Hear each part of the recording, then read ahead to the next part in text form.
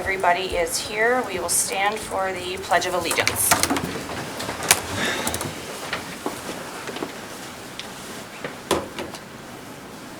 Right around the corner, girl. Okay. I pledge allegiance to the flag of the United States of America and to the republic for which it stands, one nation, under God, indivisible, with liberty and justice for all.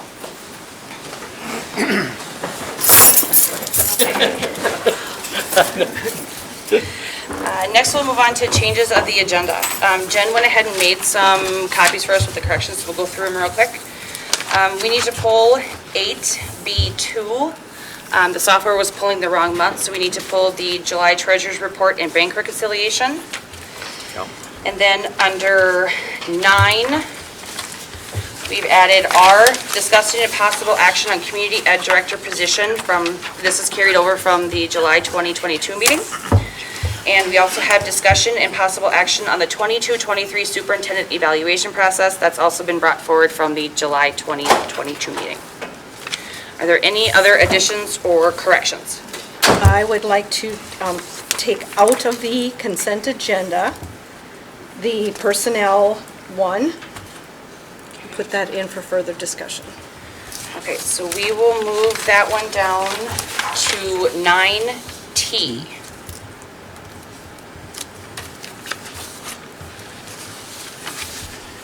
And I would like to pull, under personnel, the volunteer trap coaches. I'd like to vote on, so I can vote on that separately and abstain, please. Okay.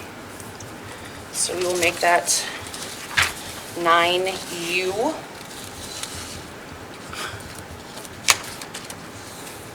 Summer board meetings.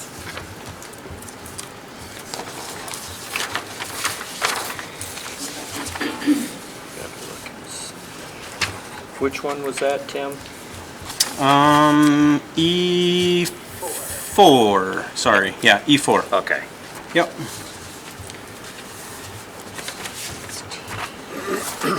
Deb, did you want to pull a check? Oh, what?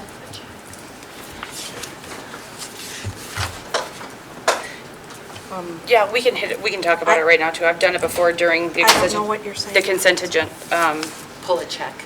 the Grand Meadow check. Oh, yeah, yes.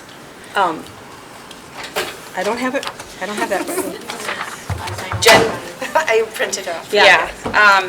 There was a correction that needs to be made in regards to golf that we sent to Grand Meadow. So check number 59094 is going to be pulled. There were other charges with that check, things that go to Grand Meadow, so that check will be issued with those other items, just not the one line item where it resolves to golf. Right. So we want that to be V? Or where are you putting that? We can do another, we've done another consent agenda before, just Okay. let everybody know that that check Under the isn't. treasurer's Treasurer's report? report. Yeah, you can make it then, you can call it B5, pulled B5. check 59094. Okay. And resubmit. I mean, we're pulling it, we're going to resubmit. Do we just say pull it for now?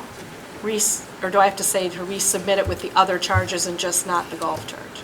We'll submit payment once we get the golf nailed down.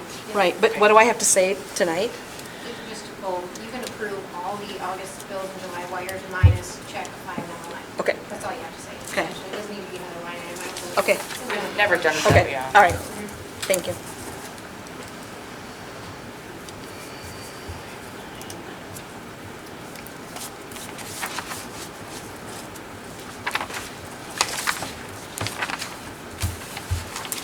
Are there any other changes to the agenda?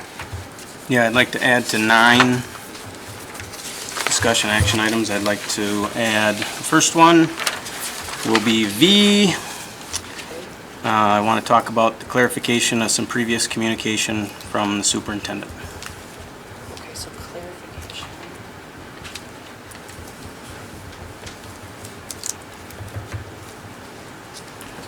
Clarification of previous communication from the superintendent.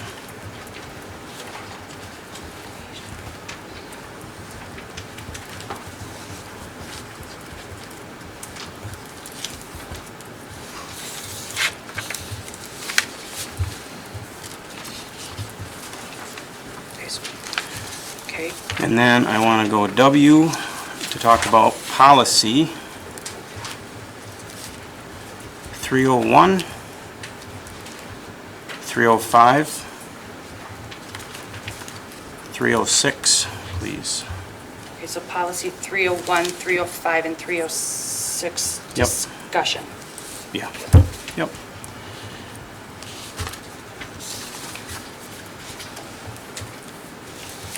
And then one more.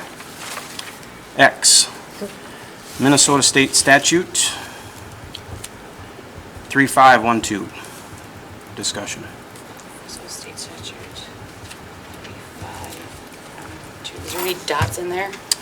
No, it's just general, there's just, I Okay. can show you the statute, I guess. I got it copied off. Or we can look it up on your iPad. Okay. All right, does everybody have all the additions? Okay. Are there any other additions or changes? If not, I will take a motion to make the changes to the agenda. I'll make a motion to approve the changes to the agenda. Motion by Pat, Second. Okay. second by Tim. Any further discussion? All in favor? Any opposed? Motion carries. Next, we will look for the approval of the agenda. I'll make a motion to approve the agenda. Motion by Deb, Second.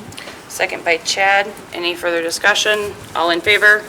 Aye. Any opposed? Motion carries. Next, we have public input, and we have Gerald Payne. Come up here where you see me or whatever.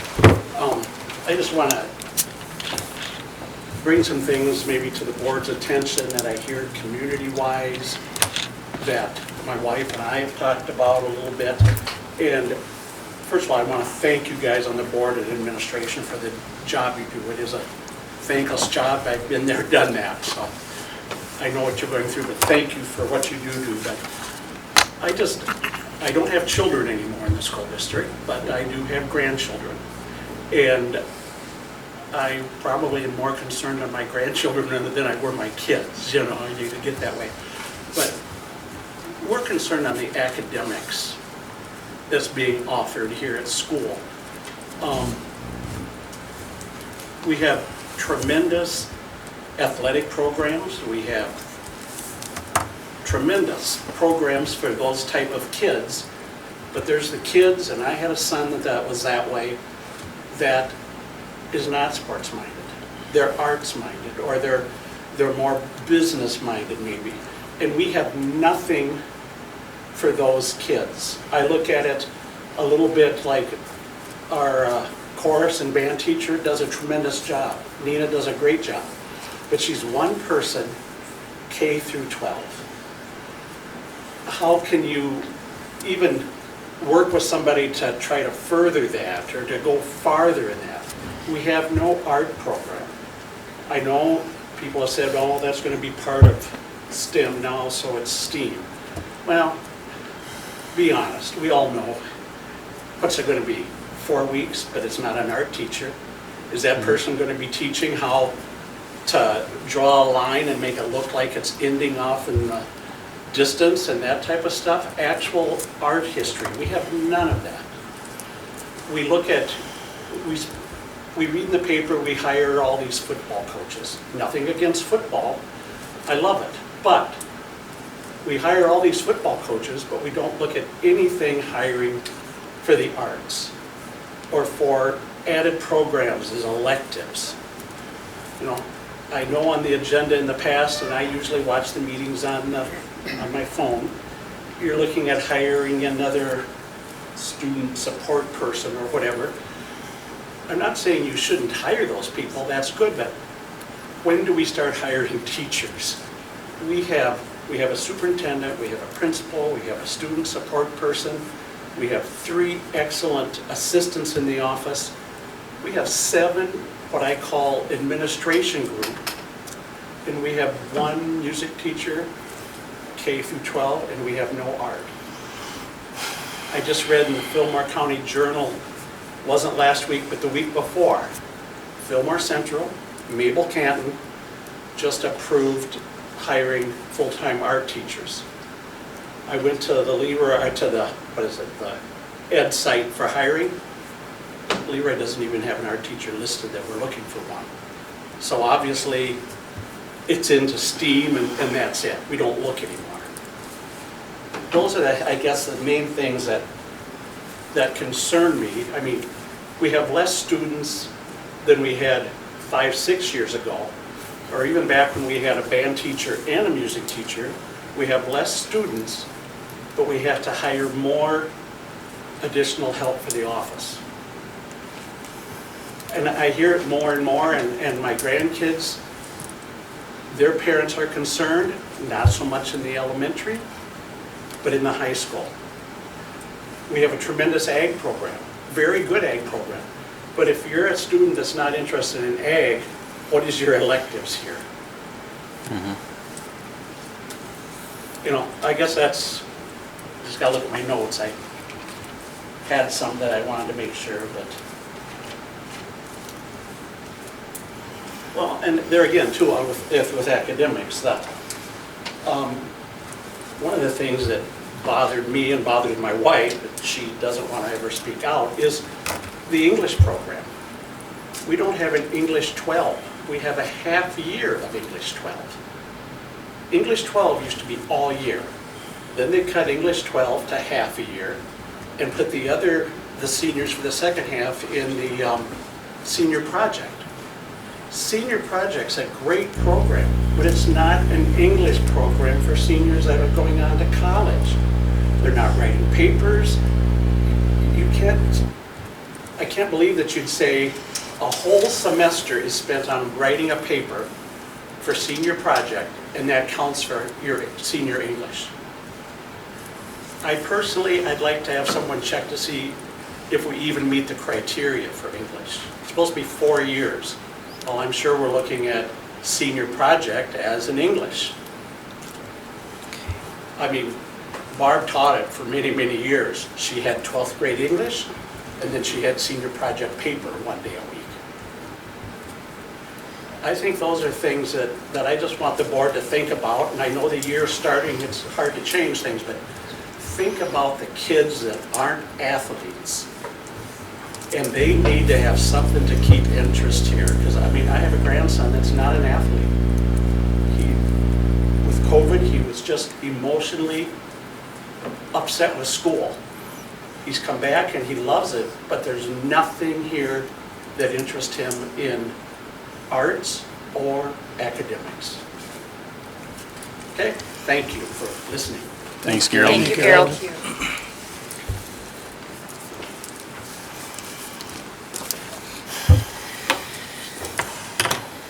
Next, we have recognition and good things happening. Welcome back to the staff, and we are excited to see the students return in September.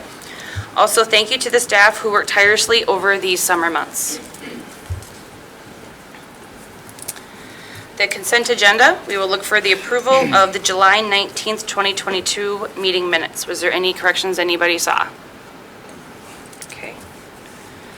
Next, we're on to the treasurer's report. We will look to approve the August bills and July wires with check number 59094 being pulled. The budget summary and also the student activity funds. Did anybody have any questions? Okay. Next is fundraisers, and these are all for the Washington DC Club. They would like to do an annual youth basketball tournament for boys and girls in grades 4th and 5th grade. They'll look to hold it sometime when the gym is available in December through February of 2023. They would also like to sell 50/50 tickets at athletic events during the 22-23 school year. They will look at also doing the cookie decorating kits again, one for each season, fall, winter, and spring. We have pastry puffin sales early March to April of 2023. They would like to also do tailgate suppers and or concession stand specials. The dates are to be determined. And then after-school activities once each quarter for students and possibly adults. Next, we have donations, diving rings, swim-through rings, and pool float for the pool from Angie Olson. And Alter Metal had a donation of $22 to the LO Trap Team. Personnel, we have the recommendation to hire Kylie Tart as the kindergarten teacher for the 22-23 school year. Salary is based on the master agreement, step 1, lane 1, at $43,318. Teresa, I apologize for interrupting. Can Yeah. we hand out Do you want the contract? the draft contracts? Yeah, let's We- do, if you've got them, let's do it. Yes, I'll yes. do it now. He forgot them on his desk, so sorry about that. For Kylie? Yeah. Yes, Yeah. and the other, Okay. yep.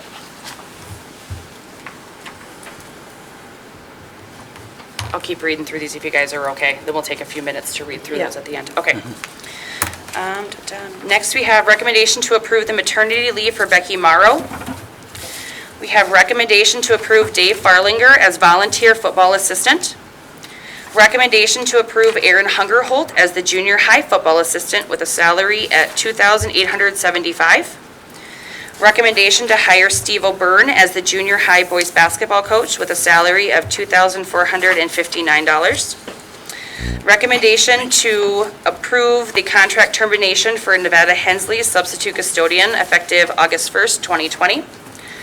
Also, the recommendation to approve the hiring of Dave Kazel as a 1.0 FTE night custodian effective September 1st, 2022.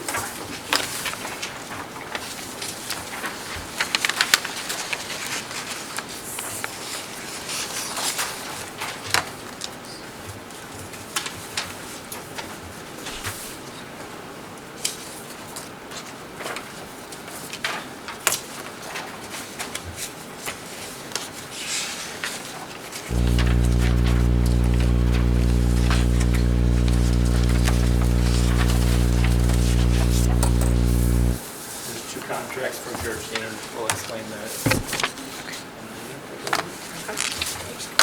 Okay, so right now, we just need to look at the one then for Kylie.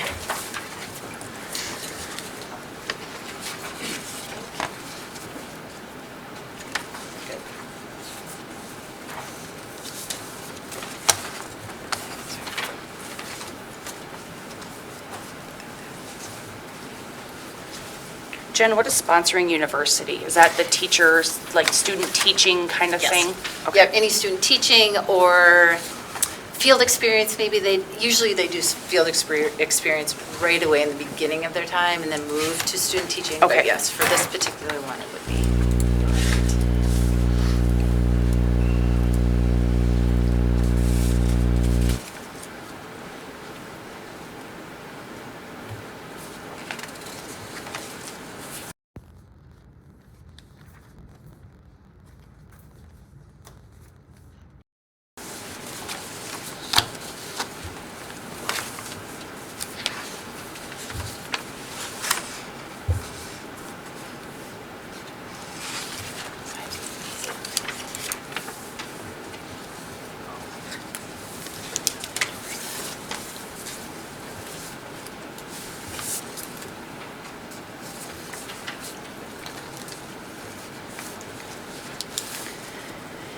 Does anybody have any questions regarding Kylie's contract or questions regarding Kylie in any general?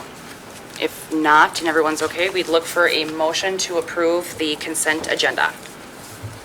I'll make a motion to approve the consent agenda. Motion by Pat, Second? second by Dave. Any discussion? All in favor? Aye. Any opposed? Motion carries. Okay, next we are on to discussion and action items. Once again, excuse me, we did not have enough of a quorum for policy. A lot of us were on vacation, especially, those that have kids in sports. It was no contact week, so a lot of us were gone. So we will try again in September to go through them and get them to the board for approval. So we move on then to B, approval of the second reading of the 22-23 student handbook. We did not have any corrections through the first reading. Was anything changed in the meantime? Nope.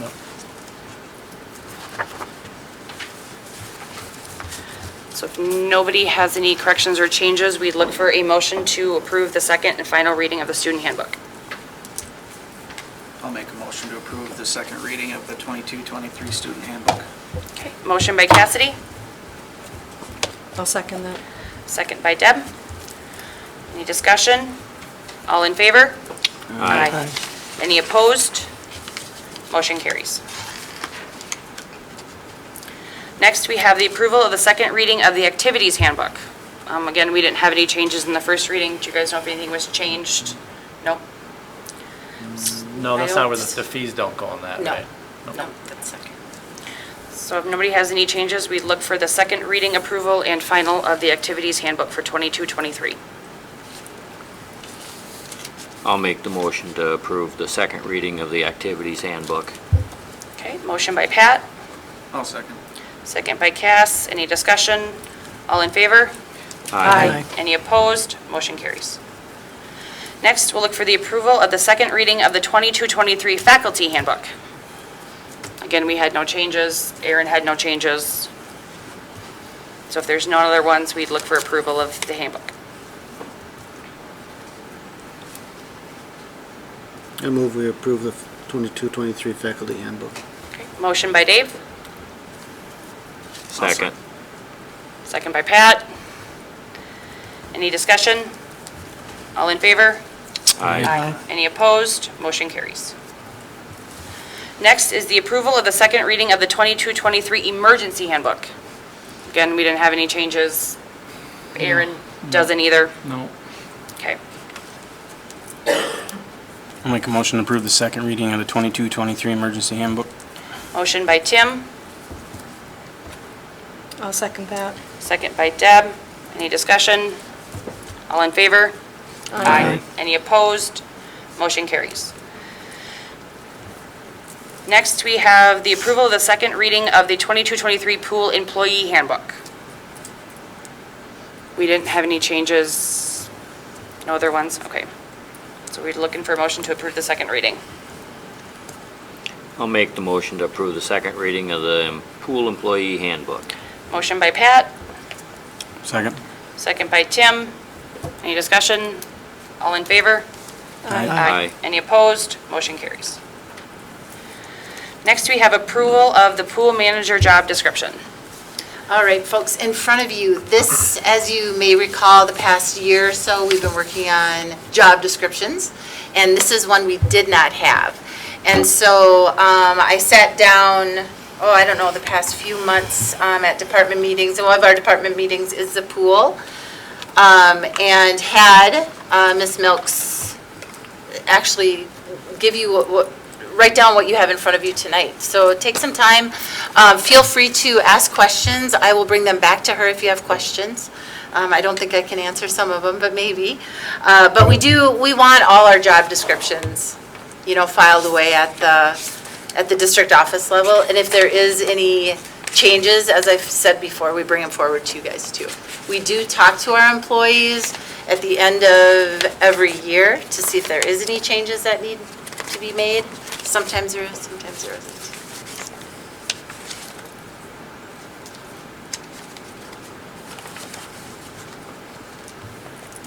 If nobody has any questions, we look for the approval of the pool manager job description. I'll make the motion to approve the pool manager job description. Motion by Pat, Second. second by Dave. Any further discussion? All in favor? Aye. Any opposed? I abstain. Okay, motion carries.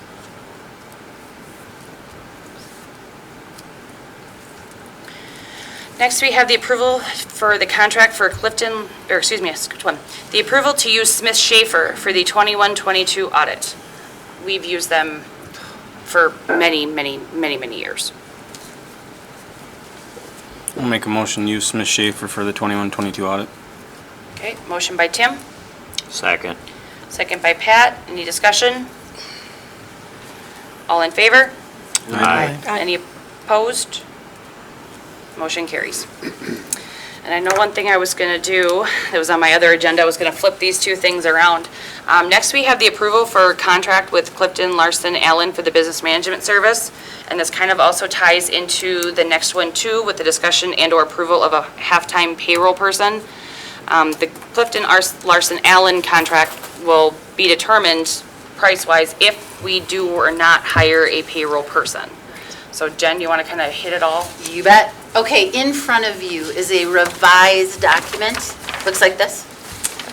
The biggest revision, after cutting, pasting so many spreadsheets, is the bottom. FICA was not $33,000, it was $3,390. So that's all taken care of, along with FICA for the 20 hours, but I'll get to that in a second.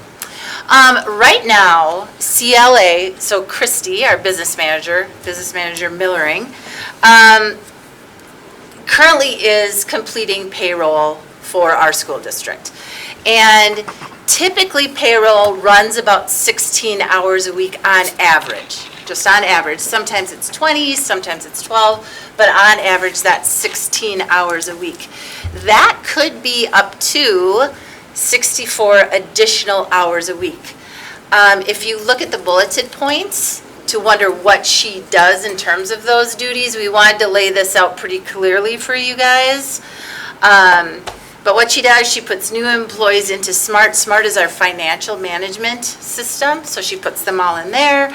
Any new employees in the time clock, she reviews those time clocks, assigns employees in time clocks, edits them, approves them, so on and so forth. She meets with employees regarding benefit elections, payroll concerns, retirement items, things like that as well. Severance reporting, so anything you can think of when it comes to a paycheck, she does. So if you look below, this is kind of the spreadsheet I've been working off of with her. It's the analysis for a payroll clerk. So if you would look at the word current and look straight down from there. Okay, maybe put a line as you go down. Okay, this will help you a little bit. Then revised, put a line straight down. Okay, so currently the CLA contract for the 22-23, which you could potentially approve tonight, is for $75,000. Okay, that's up $5,000 from last year, but it's still $75,000. And it's for an hourly rate of $150. If you break that down, in our contract, we have 500 hours available to use her in our school district for the year, for that 1-year contract. So that's roughly 9.5 hours a week, give or take. It's 9.62, but who's counting? If you look, let's go across, okay? Just talk about CLA right now. If we would revise the contract tonight to say we want CLA to do our payroll, their hourly rate would still be $150 an hour. Total hours available, now again, this is hypothetical to offset some of the CLA write-offs that we've seen in the past. Total hours available would be 666,167. So that's really 12.82 hours. So you could say roughly 13 hours a week. So she jumps from 10 to 13 essentially. Now let's go across one more time. If we revise it again hypothetical, so if we do 16 hours dedicated just to CLA contract, okay, business management for a day, let's say, and then payroll for a day, okay, let's say that. If you look, it's $124,800 because that's still at the hourly rate of $150, but remember we're adding on to those hours. Okay, and that equals those 16 hours is what it would be. So if we would choose, though, to keep our $75,000 contract with CLA and decide to say, hey, we want somebody from our community, or hey, I know somebody who's looking for a part-time job who has done payroll before, you know, whatever it is. Let's look at the bottom piece, okay? This is with somebody else. We're calling it a payroll clerk. So I did it in 2 different ways. I did it a full-time, so 1 FTE at 40 hours a week, just to show you what the difference is in terms of money. And then I also did the 20 hours a week. So if you look at the 40 hours a week, the hourly rates, now this is per Indeed, so if you would Google Indeed, we like to do that sometimes just to get the general feeling of what pay would be. It's over $21 an hour.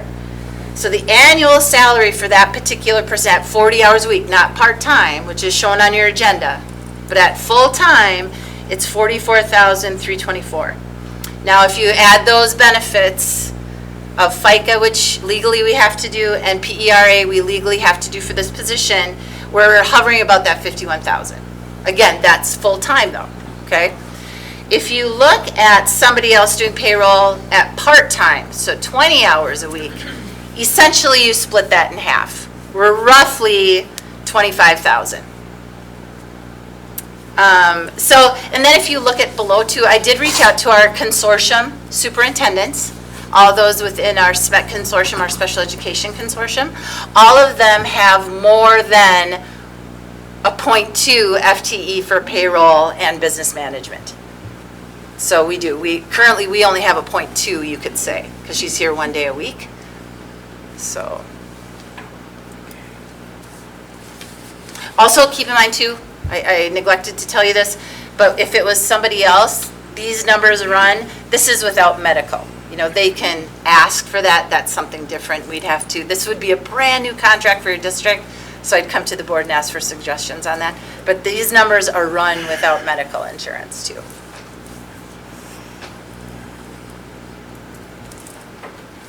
And did you have a chance to look into a comparative job in our school district? Nobody responded yet. Okay. So, well, I looked at, I'm sorry. Nobody responded to my email about comparative jobs. I want the exact salary for a part-time FTE. You know, if we would go outside. Right. You know, outside of Indeed. Right. That. No, I did not look at the contracts today. I did not have time. Okay. But Deb asked me a really good question today, you guys. And her question was, comparatively speaking, what would the cost of this position be in terms of our internal folks? So our district office personnel, maybe our high school secretary, people like that. Yeah. She wants to know Like, kind what of a do they general make idea. per hour? Yes. As compared to this? As compared, yep. You know, Yep. just, Yeah, it was a great question. Yeah. Very good. I want to bring up something too, that we discussed this in Chrissy's still here. Yeah. We met in meet and confer with the meet and confer LEA teachers representatives at 4 o'clock today. We didn't have a ton on the agenda, so we kind of talked through our board agenda tonight. And one of the things they discussed, we talked about, was the hiring of a payroll person. And they wanted us to know that the staff have a little bit of a concern having someone in who doesn't have a lot of, I want to say, experience or even proper training. They've said that every time there's a changeover of who's doing it, correct me if I'm wrong, guys, if I've got this wrong, that every time there's a changeover, something gets goofed up. Like I can use the one teacher, for example, that, you know, she gets paid this during the school year, but then she should be paid something else during the summer, and this box didn't get checked, and that box didn't get checked, so this is wrong, and that is wrong, and VIBA wasn't taken out, and vacations weren't accrued correctly. So I know this, the staff that were present, like I said, I don't know if they discussed this with LEA, I'm guessing probably, oh, you did talk to the LEA? We have it. Okay, so they have in the past, but we talked about this tonight, that the staff wants to make sure that if we go down this route, that we find someone that is able to do that job. It was recommended too that, you know, Christy would still probably need to do some double checking to make sure it's right. One thing we also talked about too is kind of getting like an alert to the staff. So, because normally our payroll deposits it on the 18th, that the staff would get, you know, a preview sheet, you know, a few days earlier, that they could see that, oh, hey, you know what, I didn't get the stipend for, say, student council, or I didn't get this one, that it would allow the employee to see ahead of time what will be coming in a few days. So if there are issues, they can then check it, get it corrected before the deposit goes in. Did I miss anything? that was, Yes. that's Okay. what I had. Very good. Is Christy willing to train this payroll person? That would be additional costs, Yeah. you know, for CLA to train. Right. I do not know the cost of that. But I don't want someone going in there blindly, not knowing how our systems work Right. and how they can commingle together. Right. So I think Yeah. that would be a good, you know, aspect to utilize her Yep.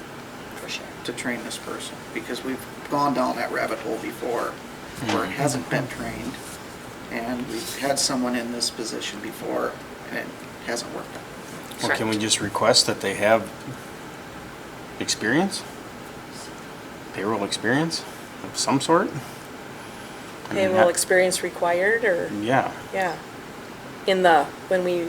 when you look for a, Yeah, if we decide to look for a yeah. position, yeah. I mean, And we'd prefer school district School, yeah. payroll, because it is a little bit What? different. Yeah. School, School Right. district payroll experience would be good. yeah, I guess spell it out, so. yeah.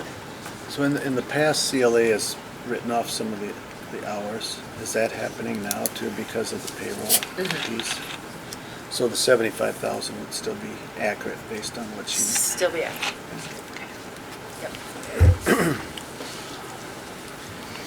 So this 124,800 is what we would be possibly paying just in a hourly scenario to CLA if we want them to do both business manager and payroll? Yep. Okay. At 2 days, that would be 2 full days a week roughly.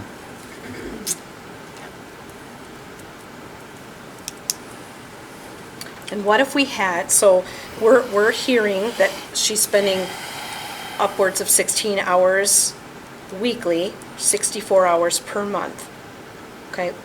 And we're offering, let's say we want to go 0.5, but what would be 0.4? What would, so like what if it was 15 hours a week? For somebody outside of CLA, Outside of CLA, I would have to have my spreadsheet done. right, and I don't know For the my answer to math, that to either. make sure I it's don't know the accurate. answer to that, but Right. is there like an option C here? Like Right. 15 hours a week, because if, and then like maybe put a cap, like, I don't know if this can be done, but here's a thought I had.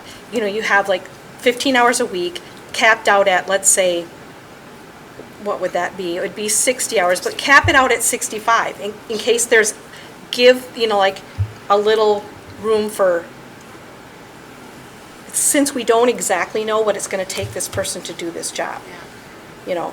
Yeah, I see. Does it really, do we need to stick to a 0.5, 20 hours a week, where it's not really showing that we need 20 hours a week? Right, We get it's a little someone- over. It's a little over. Yeah. You know, could we get someone at 15 hours a Right. week? But possibly write in there like this 5-hour flex for learning. Right, or like during for, like- audit season. Yeah. We said 'Cause like, we need them. like audit, or you have to mail out, Levy. you know, everybody's tax paperwork, or you're transitioning Springtime from tax. one contract to the other, or summer to school. Right. That they have a little flexibility in their hours. Yeah, so that would maybe make us more at like 65 hours a month versus 80 Right. hours a month. Yeah. And then that would coincide to every different aspect Right. of it. I don't know if we could get somebody qualified, but maybe that would even be more interesting to some person who's possibly retired from another job, and they're like, oh, I'd pick that up at 15 hours a week. That's, I don't know. But it seems like that's maybe more the amount we need, and maybe we could start with that. With the 16 is What what if we, you're, what if we started with 15 hours a week, so that would equal up 60 hours a month, but cap it at like, say, I'm just throwing out these numbers, but cap it at like, say, 65, so that that gives them 5 hours throughout that month of additional time. I don't know.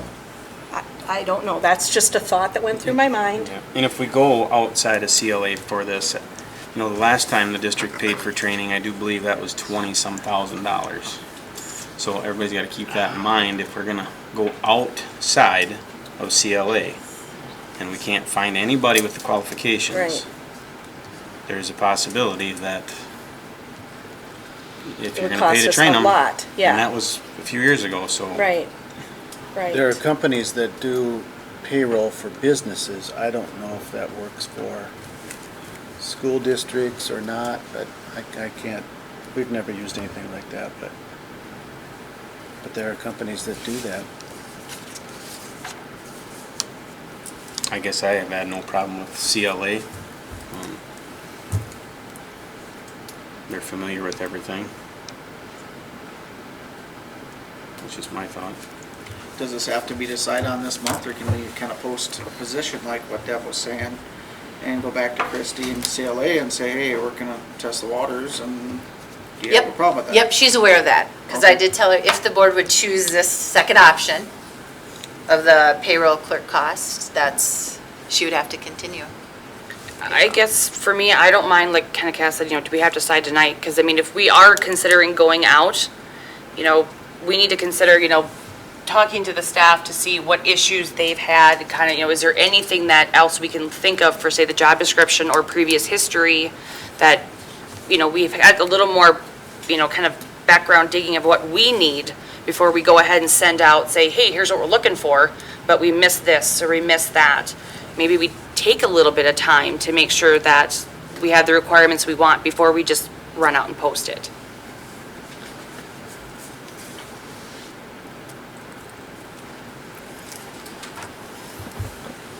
I'm definitely interested in having this position. I think it would be good to have someone here on a regular basis. I think like this payroll alert, that would get sent out, then if there's a problem, they can go right in there. There's a person, I think it's a good position. I think we really want to get somebody highly qualified. If we do some training, I'm not talking a $20,000 training to a brand-new position. I'm talking about someone who has a lot of experience, and Christy spends 4 hours with them saying, here's what's happening in our contract, right? Like $300 or $600. I would see that would make sense in the first year, that they would say, this is how our school system. Right, this is it's how more about our system. This is, yeah. If we get So a qualified candidate. I think that it could Train be a them here. really good thing for us to have it. And then we could continue with the 7,500 for Christy to do the big stuff, the budget and things like that, and oversee the financials on her day that she can be here. And that's my thoughts.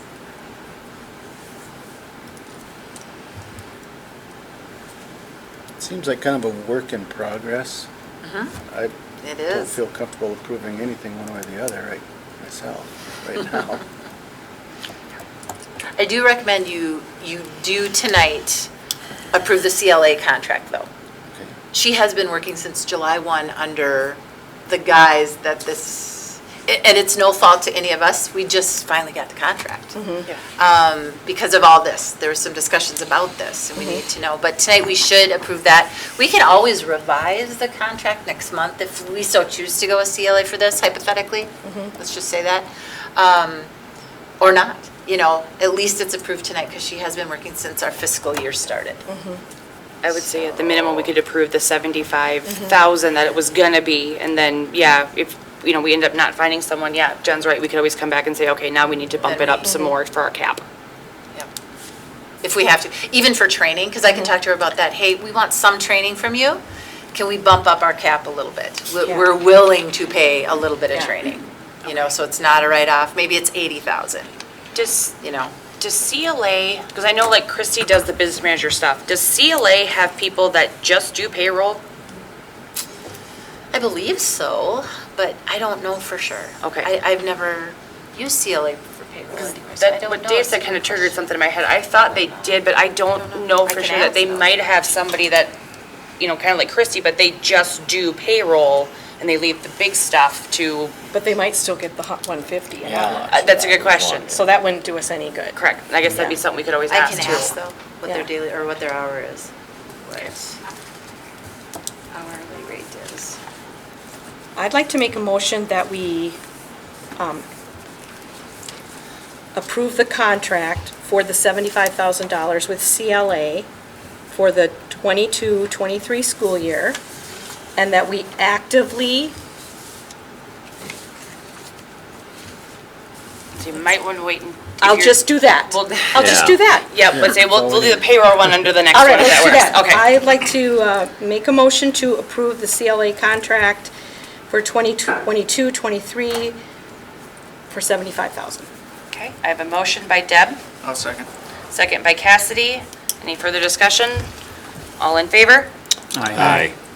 Any opposed? Motion carries. Next, we have discussion and/or approval of the .5 PE FTE payroll person.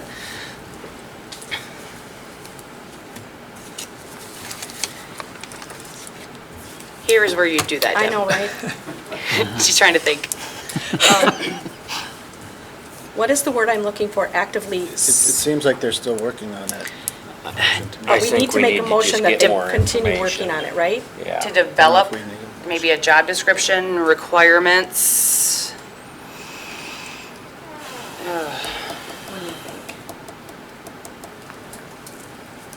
I don't think we need a motion for anything. do we? Okay, We don't, we could can just, say Because that it's discussion and/or. correct. so. Right. we're We just didn't know saying- where you wanted to go. Okay, So right, we're so if we're safe. just saying, Yeah. Don't know. we look want to. into it more and bring us more information. Okay, Yeah, well, Yep. all right, Actively explore. yes. Job description, cost comparative, hours, You got it. yeah. Okay. Sounds good. okay. Next, we are on to the approval of the 22-24 Minnesota School Employees Association, or MSCA contract. Deb and Tim, did you guys want to? No? I'll chime in Okay. if there's anything, but, All right. In front of you, and actually Tiffany did a nice job and emailed out the highlighted piece, but let me give you kind of the rundown of the final narrative that we sent you. We had to do, of course, some housekeeping things such as date changes, reflective of a 2-year contract, things like that. We removed Cardinal Kids, there was an attached letter that's now been removed. Health insurance premium benefit, language changed to reflect insurance contribution equivalent to employees. Holidays, language added to reflect New Year's Day pay. Retirement savings match, language added to reflect a 403B match. Combined food service work at cook titles into single classification. We did that a while ago, but we wanted to make sure with the new contract, we identify that. Salary increases, and then we also had some vacation days, holiday, or vacation, sick days related to a couple of the positions. Otherwise, that's about it. It was a great, yeah. I guess, negotiation session again, just informative and lots of good data was shared. No, they're a great group to negotiate with, so I highly recommend you approve their contract. Just last week, they voted unanimously to approve as well. Okay. So it's coming forward to you. Everybody's happy.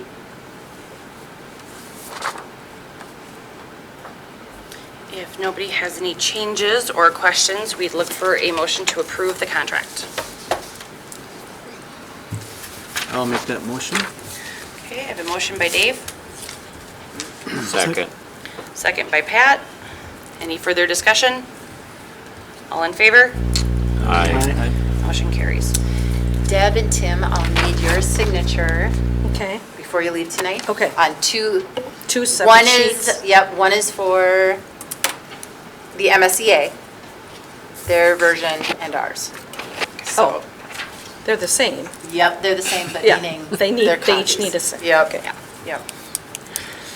All right, next we move on to the school board evaluation and the superintendent evaluation. The board was sent an email on the 15th of July with the information to fill out, as well as the rubric and all the information. And it was requested that the evaluations be submitted by the 1st in order for time to compile them together. It was also stated at the board meeting, please have them by the 1st. I had 4, one was myself. I got one later on in the week, and then I got one the following Saturday. One board director did not submit anything. I did send a sent a reminder email to please get it submitted ASAP after the deadline. However, I still had heard nothing. And so as of yesterday, still nothing was heard whether or not it was being submitted, and we were running out of time with the board meeting this evening. So I spent over 4 hours yesterday morning doing the superintendent eval put together, as well as the school board evaluation put together, with the disclaimer that only 6 board members had submitted. However, the 7th board member decided to submit today at 2:35 p.m., leaving me no time to make any adjustments or corrections. So I would like to know what you board members would like to do. The rest of the board was sent the collaborative email from Jen last night, so I mean. Yes, and I apologize, we had a. Yep, I saw that. I replied back to you this Family. morning. Yeah, and what a nice reply, thank you. Yep. So I'd like to know how we want to do this. Do you guys want me to start from scratch? How do we want to go about this? Because one board member doesn't have their stuff in there, but it also has been a month later, and everyone knew multiple times what the deadline was going to be to have them submitted. It allowed me enough time to put them together. I would say with the summative review of both going out last night, I would say it is what it is. I would agree. I would agree. You can't, otherwise it's writing a review after you see the summative. That's my opinion. The other option is that we just see everyone's, all 7 of them. And then read, But then Teresa has to spend another 4 hours and revise everything. No, just that we would see the 7 that were turned in, and no revising, no filtering, nothing like that. so the cumulative one would be signed, and that's the one we're going to go with then? You're okay with Oh, I that? see that, I see what you're Yeah. saying. Yeah, that's what Yeah. I was talking about. I She'd see have to what you're redo the cumulative, I guess. I think we just go with what we got at this point. Okay. Okay. All right, then we will start with the school boards.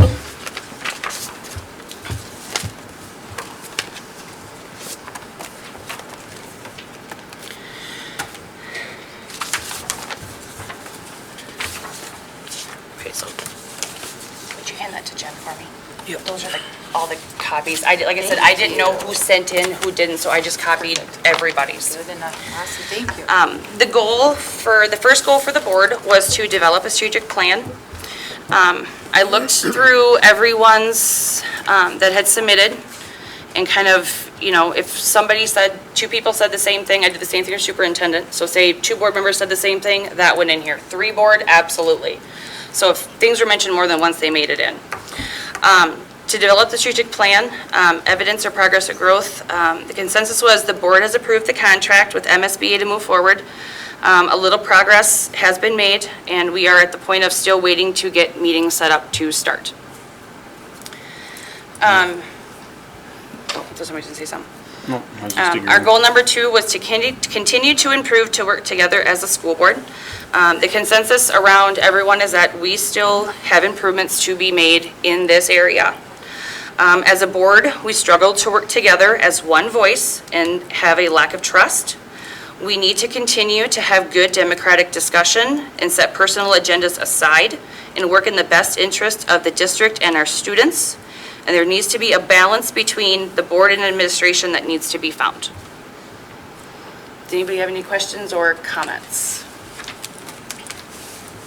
Just what does that mean, the balance between the board and the administration? What do you mean, what do you mean by that? I got that from yours, Dave. It was. I don't remember writing that. Oh, no, because you put in here that, it's okay to ask questions to get a better understanding, provide support, but it's not okay to question everything. Board members that use their position as a weapon to bully and intimidate. And it's just, we have some really great people. We need to support them. There's micromanaging, lack of trust. So we need to find the balance of the board and the administration of who is it admin or is it board? People need to learn their roles on the board. Correct. Correct. Yeah, we have a school district policy that gives us some guidance on that.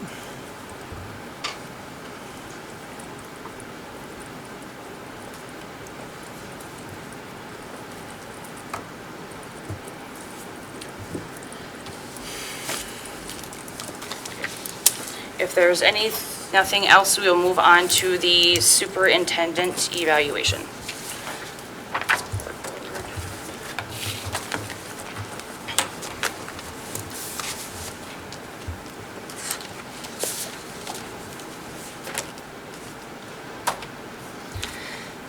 The first goal for the superintendent evaluation was development of a strategic plan. It was the consensus of those submitted in that the goal has not been met, but there has been some progress towards it. The process has begun with the approval of the school board. We have, Jen's got the contract signed in, got it to Gary in June of 2022. But we are still working on getting dates set to actually begin the strategic plan practice for ISD 499. Goal number 2 was to create a facilities plan. This goal has been met, and personally, I think it's been exceeded. The Buildings and Grounds Committee was created to meet every 3 months unless the committee needs to meet more if they have a project going on. The superintendent has also developed a spreadsheet that tracks past and current projects and needs, as well as looks to the future needs of the district. It also incorporates the LTFM funding tracking for the past few years as well as the current year. We now have the ability to see and track past projects and help better plan for the future. The first standard was Standard 1, Governance Team, Element 1B, Goals and/or Strategic Plan. The rating that came through was one of ineffective. That's because based on the rubric, goals have not been established, so the rubric goes at a 1. I did put in there, however, that other people had it in theirs as well, that even though we haven't done the strategic plan part of that, other goals have been made for the district, including, the facilities spreadsheet for buildings and grounds. Next, we had Standard 6, Teaching and Learning, Element 6C, Curriculum and Instruction. Jen was given a rating of effective. We now have a 10-year curriculum cycle. The principal and staff have input regarding the purchase of new curriculum. There's also been implementation of an LO curriculum writing form for teachers. These things have allowed ownership and for teachers to be more creative in their teaching, and we have also established a student support advisor, which also helps our kids. Standard 6 was Teaching and Learning, Personnel and Evaluation. Comments rated this one as a 2 and a 3, which is developing in some areas and effective in others. The effective was new personnel evaluation model has been implemented for teachers. Evaluations have been reported, they've been completed in a timely manner. Job descriptions have also been created for employees, as well as creation of various positions to better serve our students and allow the principal to be in the classrooms to do evaluations for staff and help teachers improve with their skills. The developing part was having contracts available for the board to review when hiring new staff and working on staff retention for good teachers. The last one was Standard 4, School District Operations, Element 4A, Facilities. This one has been effective. The facilities maintenance plan is now in place. Updates is given at the board meeting when Buildings and Grounds Committee meets and recommendations are given.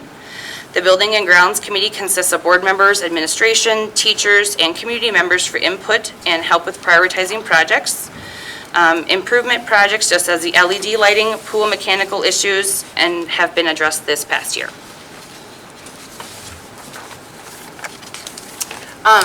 The only question, you guys maybe read your emails yesterday, was, my only question would be for the goal 1.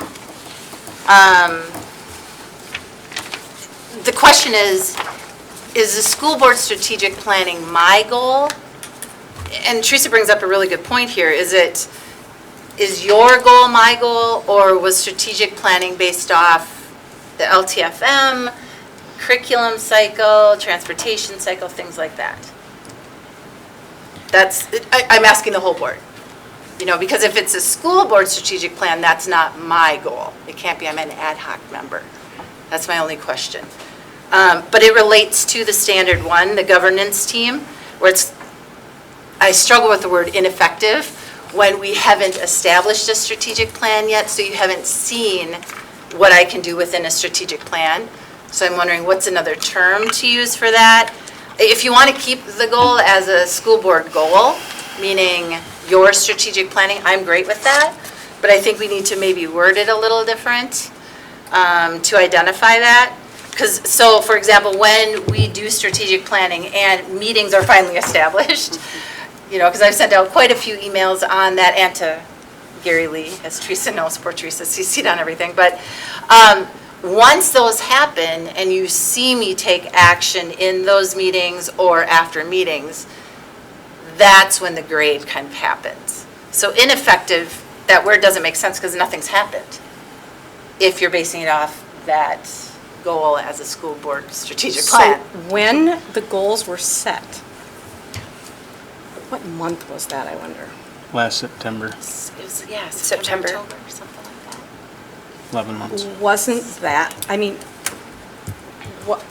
wasn't that one of the goals that was set? And I thought it was school board, but I wasn't sure because of the ineffective No, but wasn't understanding, that you know. wasn't that on your goal? And if that wasn't supposed to be, then we should have had another goal. It was actually both. It was both school board, we got to get something going, Okay, and that's taken care of. yeah, It's the other pieces too, though, that because a facilities planning is strategic planning. Curriculum cycle is strategic planning. I see. You know, so yes, it's all of them, but in But it this wasn't- particular, which one is it? it wasn't listed out as to what we meant by strategic Right, planning. right, which one is it? That's what I'm asking. Right, we didn't define Thank you, yes. strategic planning. Yeah, Yeah. because we know with our board goal, or your board goal, that hasn't happened. Right. But I wouldn't say you guys are ineffective in doing it. We It just haven't been very hasn't effective. happened though. But there's nothing to base your grade on yet. Yeah. You know, it's just, it hasn't happened. So saying ineffective is not, Well, but there wasn't anything else, there Right. wasn't another option, so, could it Right, be, right, with the rubric, there wasn't. I mean, Yeah. Yeah, because, right, I pulled up, because Gary sent the in-service summary. So, 4 goals were established in addition to the standard elements above. The goals, work in standards, and also support the goals of the LO board. The goal was to develop a strategic plan. The evidence would be completed strategic plan. The other goal was create the facilities plan, which was 2, and the evidence was a completed facilities plan. so what we should have done, and if that's what you're saying, is we should have said, instead of saying, create a strategic plan, we should have divided it out differently, but Yeah, maybe. that isn't what was done. Right, So right. you can't go back and say, oh, I didn't want it to be that. No, right, no, and I'm not saying that. But we I think- want to be part of your strategic plan, Right. for sure. Completely, and I should be. And, That you makes know, sense. like, But I think more, it's, how do I say it? It's just, because nothing's happened per se in terms of moving forward with a Right. strategic plan for the board, you know, very comprehensive, community involvement, all that, which we want to do. It's a great idea, let's do it. But It how do can't you be, excuse me, no, that's okay. Could it be more not applicable at this time? Because nothing's really happened. Nothing's happened. No, I And just. it's not really your fault, it's more of a scheduling. Well, in the beginning, as Teresa can attest, Teresa and I reached out to Gary, I don't know how many times, and there was no response.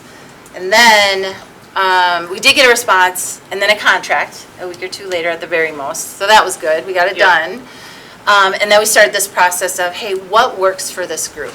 And that's those intensive spreadsheets I keep sending you, of dates that work and don't work. I guess for me, one thing I looked at is, you know, these goals were set in September.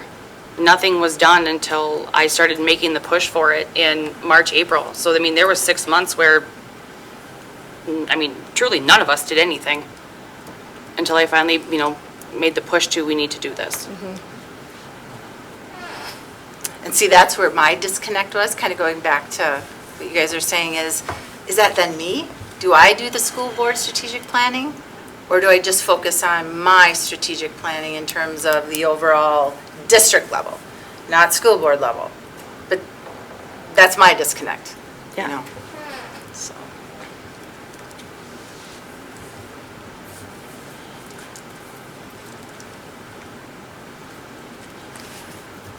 Changes can be made if that's what the board consensus is.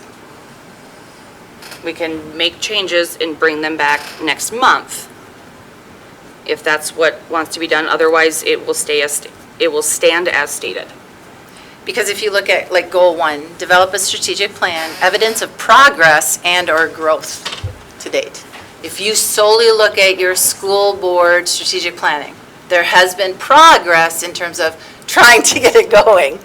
A little bit of growth, you know, it's happening. But that does not mean, of course it hasn't been met, because it hasn't. right. That is true. So you're not going to get a 3 on that. Right, but that's my point though. Is that mine to get a 3 on? I don't know. I don't either. That, you're right. Right. It's a I mean, good because conversation. we didn't delineate it out enough. Right. But I mean, when it was written, I think that I don't know, I'm just speaking for myself at this point, but the assumption was that you would help us facilitate it. Yeah. And I don't think we thought of any, I don't know. That's, Sure. I think that when you say, is it your goal or our goal? I think it's our goal. And my interpretation was that you would be facilitating, helping us move Sure. forward. Yep. So but if we want to revise that for next year and say, I mean, that part of Right. strategic planning is other things outside of the strategic plan. Right. And that would be good. I think being more detailed on that Right. would be really good. Right, 'cause Because like we within your pulled out the- strategic plan, right. you're going to have all of these other things that I am Right. doing Right. within your guys' strategic plan. Right. But then it relates to that standard one of ineffective. I mean, so. Can it be better obviously worded? Yeah. It's Right. just, It's to just that me, in the rubric, we didn't have another choice. yeah, it just, I looked at that a long I time. did too. I'm like, this And I'm doesn't like, make sense. So, Because know. it started, I'm doing everything I can to get it going. I don't know your personal schedules and I cannot demand you be there. right. That's not on me. So,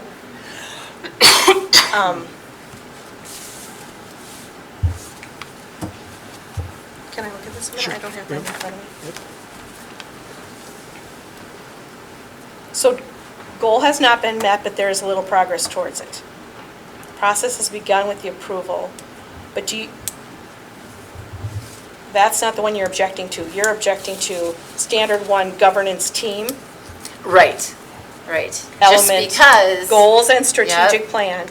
progress has been made, growth Right. to date has happened. Right, So it's not ineffective, meaning I haven't done anything. right. I have done under the assumption that, oh, wait, I guess I have to help with the board strategic planning. Right. Which I'm glad with. I like it. Right.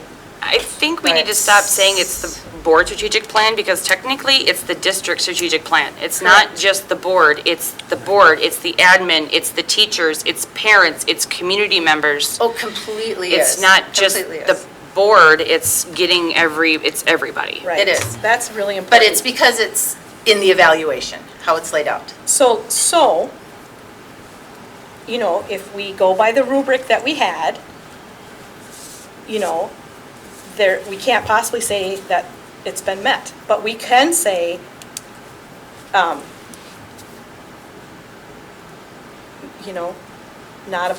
not applicable in 2021, 2022. And we can do better next time. I mean, Because they're still trying. I'm still getting dates in from people. See That if it'll sounds work. more fair to me, other than under standard one, ineffective. governance team, if we just put not applicable in 2021, 2022, and we do better we don't have to write, we'll do better next time. Yeah, so are you thinking, because like I said, underneath that, it says goals and our strategic plan, so Yeah. are you thinking then leave the statement, that, other goals have been made for the district, such as facility spreadsheets for the buildings and grounds? So then, What do you guys think? What do So you that guys right think? there says she's not ineffective. She has done some Yeah, but if you read the. goals within the, Right. Right, and we were did not taking this read from MSBA. Yeah. That's where we got the rubric, So- so I'm not gonna blame anybody. No, it's, so do we want to say something like the strategic plan, the LO district strategic plan. No, we want to say,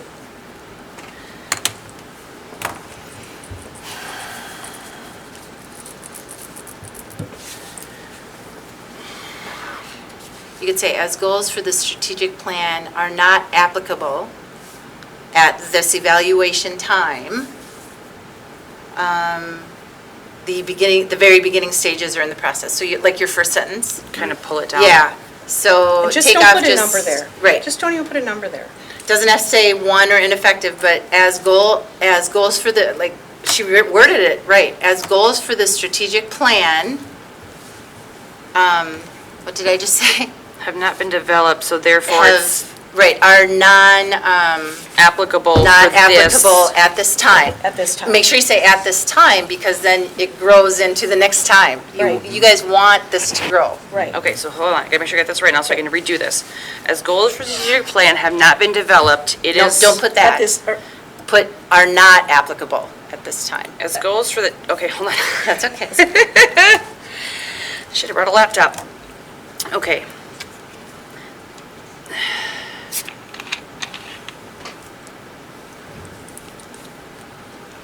So it says, as goals for the strategic plan are not applicable Go on at with- this time, the very beginning stages are in the process. So it's just basically those 8 word, 1, 2, 3, 4, 5, 6, 7, 8, 9, 10, 11, 12 words.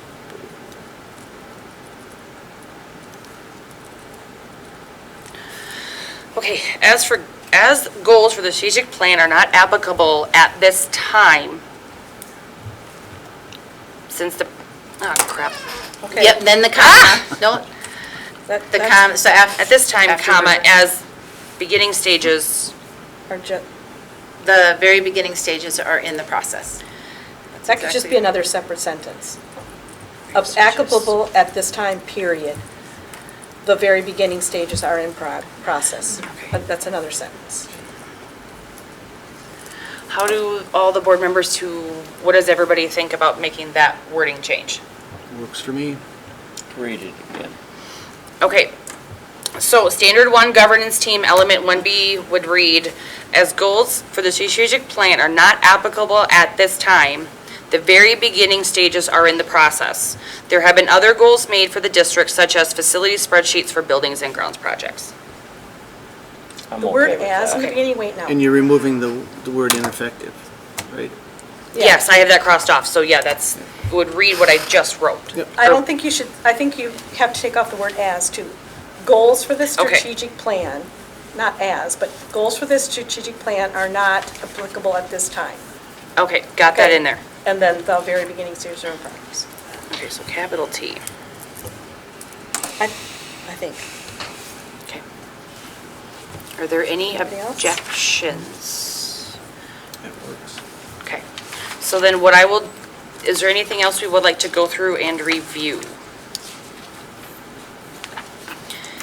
If not, I will make those changes. I will send it, I'll have Jen send everybody a copy with the changes. If you see it's not correct, let us know, we'll fix it. If everyone is good to go and gives it the thumbs up, then Jen and I will get it signed and we'll get her filed away. That work? Okay. Sounds good. Thank you. Thank you. I lost my agenda. Oh, no, there it is.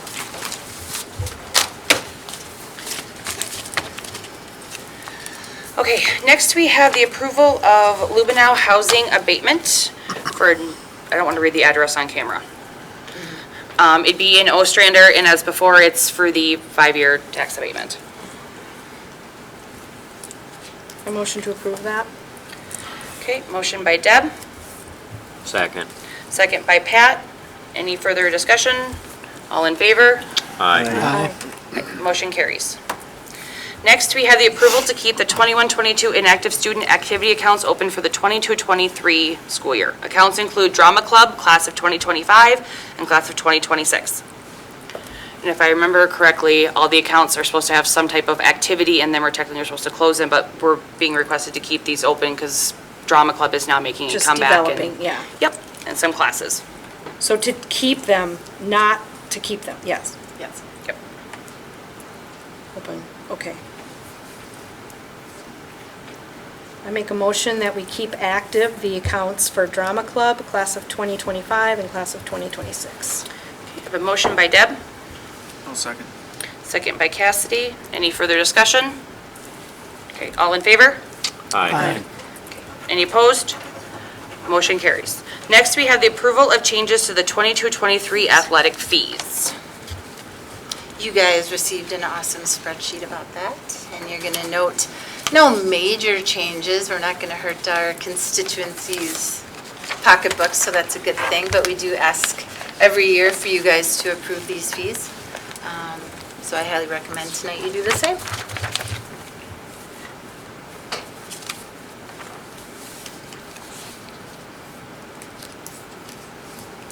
there's no questions or concerns, we look for a motion to approve. I'll make a motion to approve the 22-23 athletic fees. Motion by Tim, Second. second by Chad. Any discussion? All in favor? Aye. Any opposed? Motion carries. Next, we had the approval of the resolution for designation of Jennifer Becker Johnson as identified official with authority or Iowa for MDE, Education, Identity, and Access Management, EDIAM.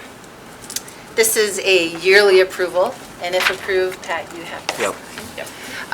But what it is, it basically grants access to Aaron, as an example, to run our disciplinary reports for MDE.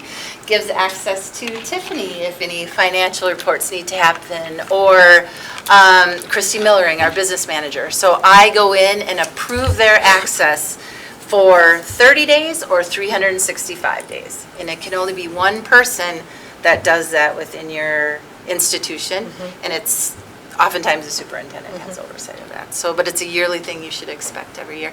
What's odd, though, is we start fiscal years July 1, and I've already been approving people, because we have to, because we have to get into those reports right now. Tiff and I have talked about that a couple of times. We don't know why MD does that, but anyway, if you could approve tonight, we can send this off. If there's no questions, we'd look for a motion and a second. I'll make a motion to approve that resolution. Motion by Pat, I'll second. second by Deb, and it's a resolution, so I need a roll call vote. Cassidy? Yes. Deb? Yes. Chad? Yes. Tim? Yes. Pat? Yes. Dave? Yes. I vote yes. Resolution passes. Next, we have the discussion and possible action on the Community Education Director position. I asked that this be added because this was the conversation we had last month. We tasked Aaron, who I think tasked Trevor, is that right? Yeah. Okay, to reach out to the consortium schools to see how their community ed directors were paid. And we said we'd bring it back this month to see how we want to do our position in-house.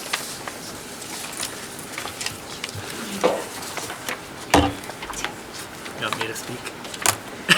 Yeah, go ahead and you can start her off. Most places have community ed tied into it's a full-time position with another position, say AD or along those lines that we found out. We do have, there was one that was, 17, well, we did a little bit of both, the community ed one and kind of John Stockdale summer rec, because people kind of combined those together. Some had it together, some had them separate. We compared, does summer rec fall under community ed, or is it community ed, however you want to name it or say whatever it is. One of the summer rec or community ed directors was getting $17.50 an hour and getting 40 hours a week. We paid John, I think, like $1,200 or something, so that was kind of low compared to that one. And that one that we compared him with was, he did the same thing. He did transportation, he would drive the bus, he would coach, he would do those type of things too. But most of the other ones, we didn't get an exact number on, like hourly. They were mostly, their community director is either a community ed director, like that's their full-time job, or it's community ed director AD, or it's community ed is tied into another full-time position, so however you really want to do that. Basically, in my opinion, kind of just the gist of it, I think we probably could pay, up the pay for the community ed director a little bit, however you guys want, if you wanted it hourly, salary, or whatever you wanted to do.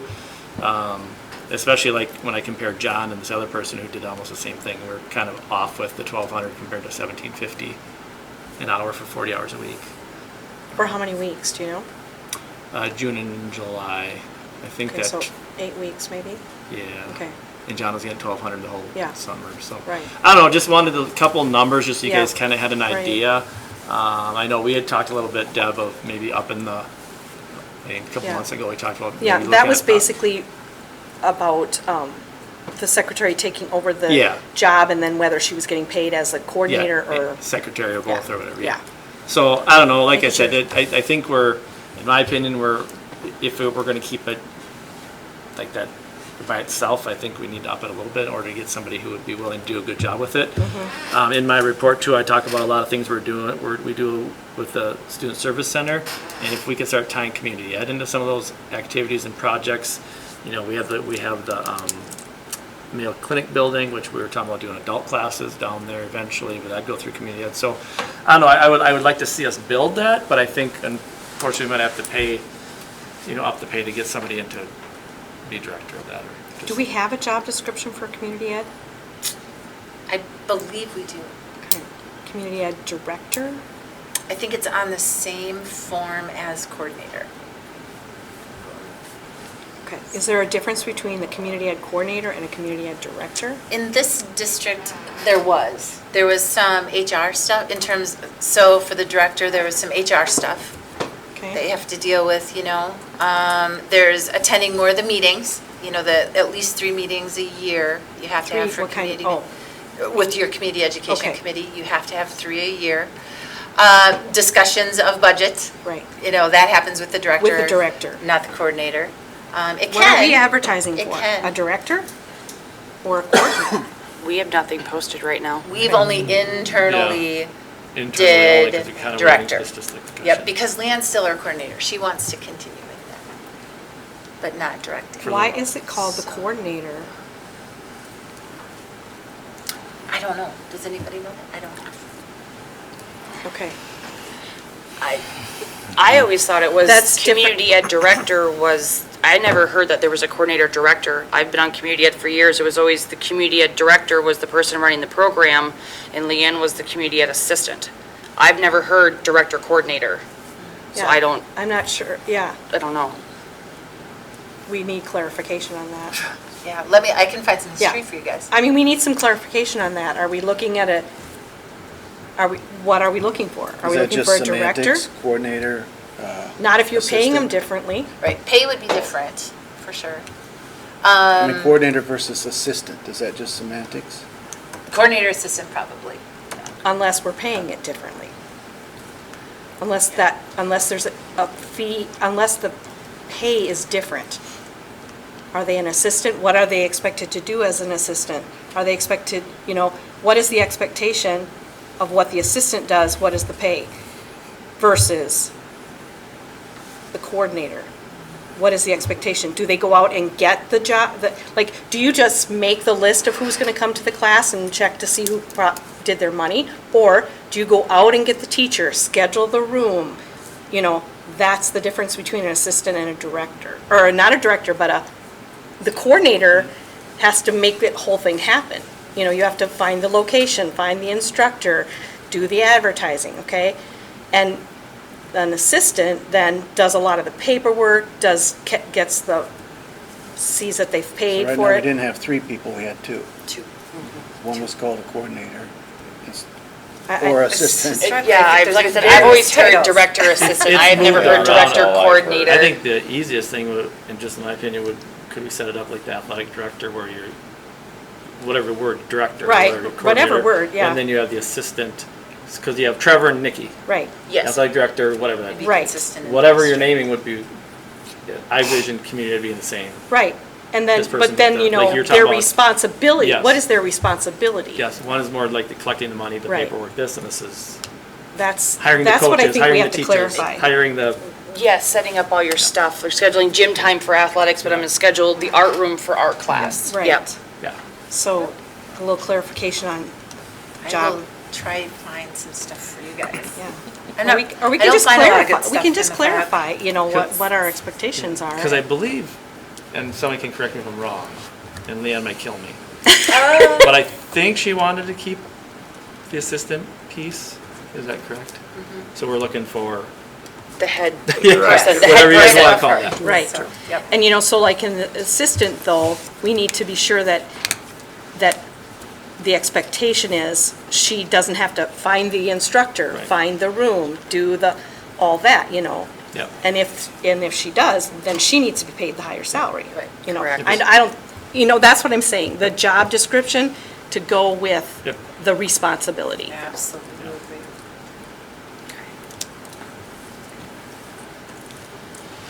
So I'm going to probably put this on the next agenda, if that's all right? Yep. All right, perfect. Yep, we'll call it a discussion and move on to the next one. The discussion and possible action on the 22-23 superintendent evaluation process. I had this one added too. We decided to table that last month. We were talking about, an old form versus the new version. And I made the suggestion that, we only have 5 of 7 here. Maybe we wait till we have a full table to make the decision on how to move forward. So that is where we are. Everyone has now been through the goal process. And I think, yep, I sent it to Jen too, so everyone has seen the old evaluation. So we need to decide what we would like to do for the 22-23 year, which process we'd like to do. We don't have to set goals tonight, but at least get going of what way we think we want to go.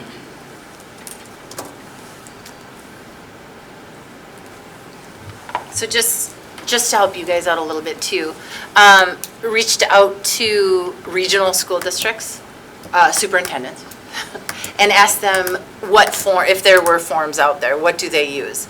And I sent it only to, I think it was 30, did I tell you today?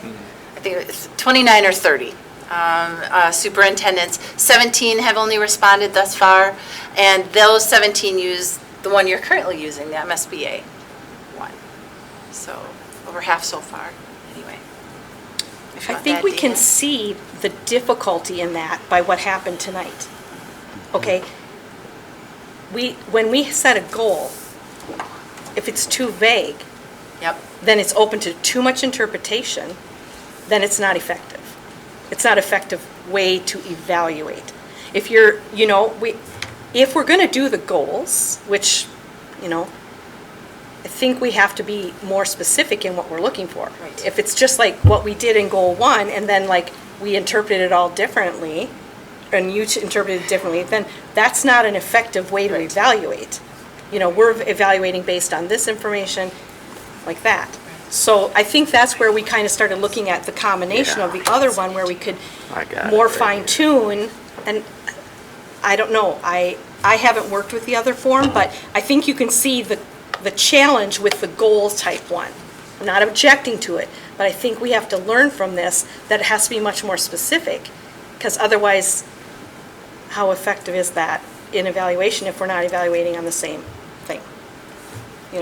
So basically, we were down to evaluating, on one goal, because the one goal was, we didn't do it right. Not Yeah. applicable. Was not applicable. And so, that's where I run into this was my first time of doing a superintendent evaluation, but, I think if we're gonna go with goal setting, that we have to do a better job of setting a little more specifics in the goal.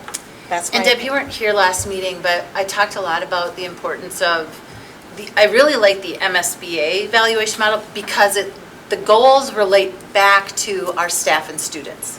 They are impacting those people. So it's a we versus me mentality, philosophy, evaluation tool. And that's what I like so much about MSBA. They're big picture of an evaluation tool.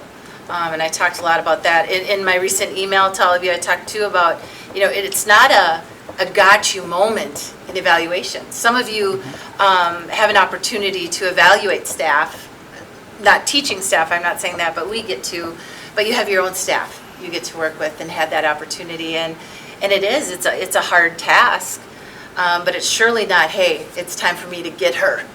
Time for me to get her an evaluation. That's not what evaluations are about. It's about a growth opportunity. It's about, hey, Jen has 7 bosses collectively. How do we get them together to get goals for the district? And that's why I like MSBA. Per our policy, we got to talk about, hey, what does Jen want too? Or the superintendent, whatever. And for me, I like that but what Deb said too, I agree, and we had a good discussion tonight about it, be more specific. When we say strategic planning, we mean, Jen, we want you to take the lead of our goal as a school board, our school board strategic planning process. Our Great. school strategic. Yeah, whatever it is, Not yes. the school board. So, you know Our what I'm saying, school though? as a whole. But we need more of a specific facilities, whatever, really specific strategic plan. Yeah. But I like where you're going with that, because it makes sense. Yeah. So, with the other form, I saw too that, it's about when somebody doesn't like me, my grade will be low. And that's not how we do things here in a professional setting. Yep, you're not gonna like some of the things I do, and I'm okay with that.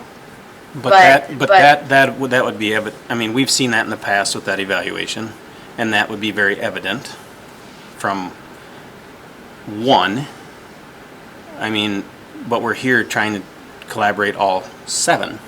Yep. Yep. So to me, this goal thing, it gets so vague. In all the other districts, they're vague. I'm not saying the goal-based is bad. My opinion is I like the old evaluation because it's a lot of topics. There's a lot of positive feedback in there, constructive criticism. It's not bad. It just lets everybody know your opinion as a board member. So can you take all of those different questions on the old one, fill that out, use it to establish some of your goals? Because we can sit here and talk about strategic planning, but there's a lot of other goals out there too. So I'm just looking at doing, I mean, it's more work for people. The goal one could be easier, faster, and maybe some board members like it that way. Because, we just got to worry about these couple things and away we go. And like when Aaron evaluates the teachers, I'm sure he has a whole lot of things. He's not trying to do a gotcha, getcha for them either. Right. It's just his job. Yep, it's the Marzano model. Right? We've talked So I about mean, that one, it's yeah. just his job. This is just part of our job. It's not a. Oh, absolutely. I mean, it's- I've And had we're not one for pushing it. I years. mean, it's right in policy. It's right in MSBA. It's the most, they say it right in the handout.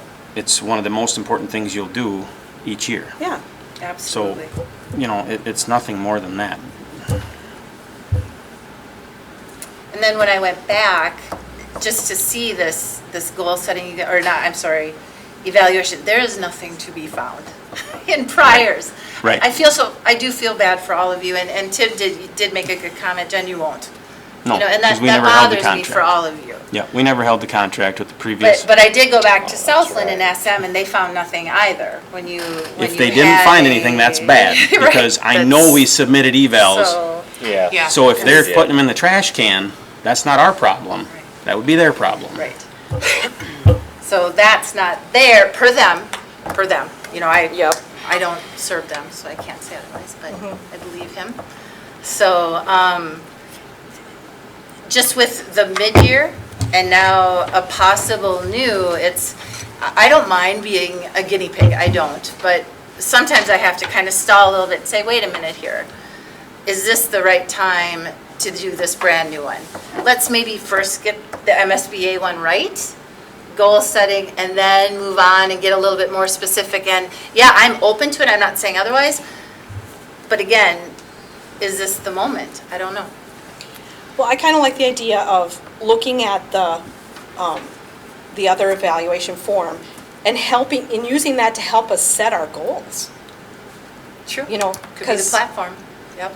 we can look and say, this concerns all of our school. Yeah. And our teachers and our kids. Let's put that in our goals. And So, that's we can kind of like use the that. Marzano model, use which you guys that. have seen. We can use that to Yes, makes sense. establish a better Yet the evaluation. goal form would be used then for the actual evaluation, What? like a year from, but you're saying like the goal, the MSBA form would be used a year from now for the evaluation of the superintendent. If we can do a better job of making the goals. I mean, goals are Right. always going to be Correct. somewhat of a moving target because things happen in 12 months that you don't foresee. Yeah, So it's always going to be somewhat of a moving target, but yeah. but I'd like to look at that as a way to help us establish a little bit more what some of our goals might be.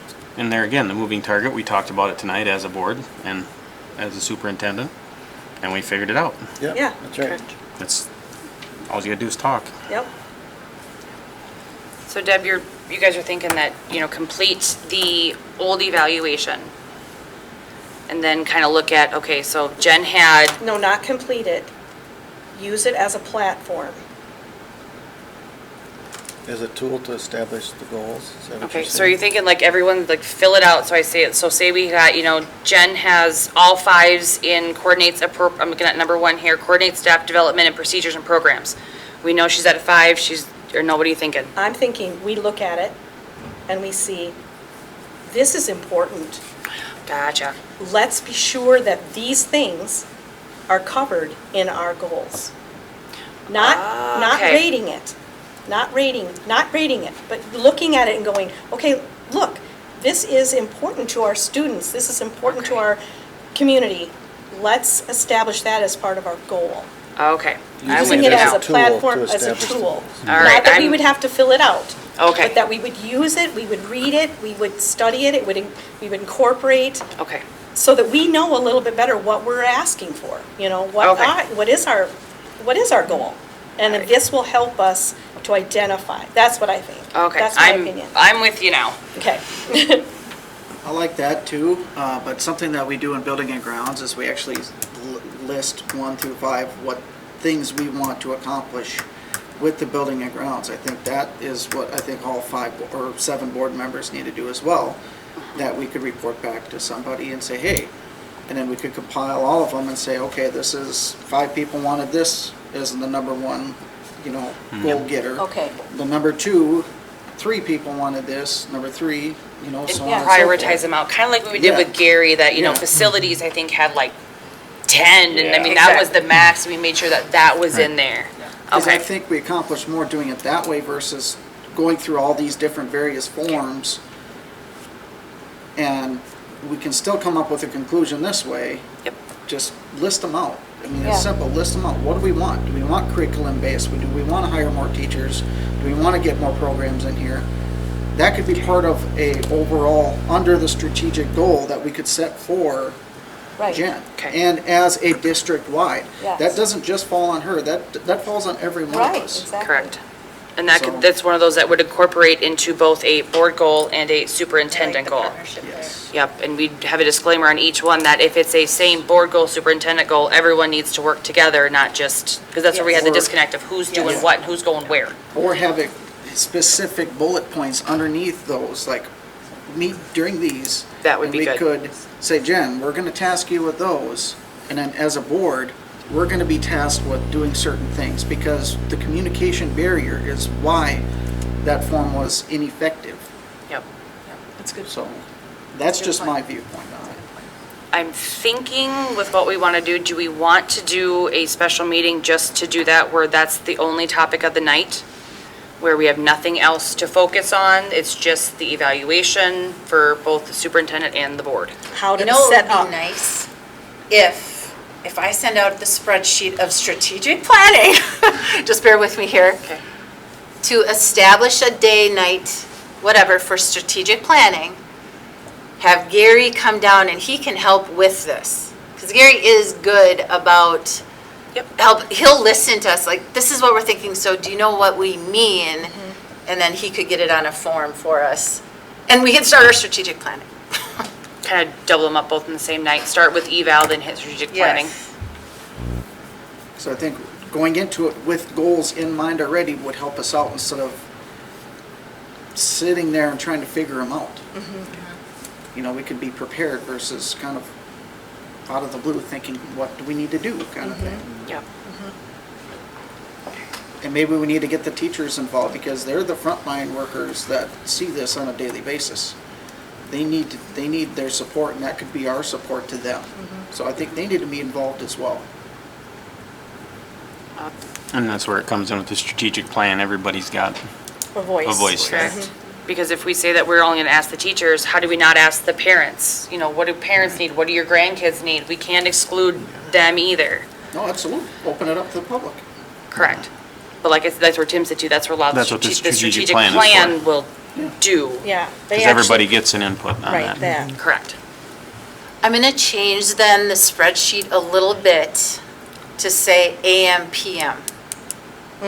With red, I can't make it still in the morning before noon, or I can't make it that afternoon Okay. or And I'm evening. Guessing Okay, it's going to be PM, AM. quite a long one. So Yeah. Yeah. Okay. And I'll put it out like I did before, so it's September through December.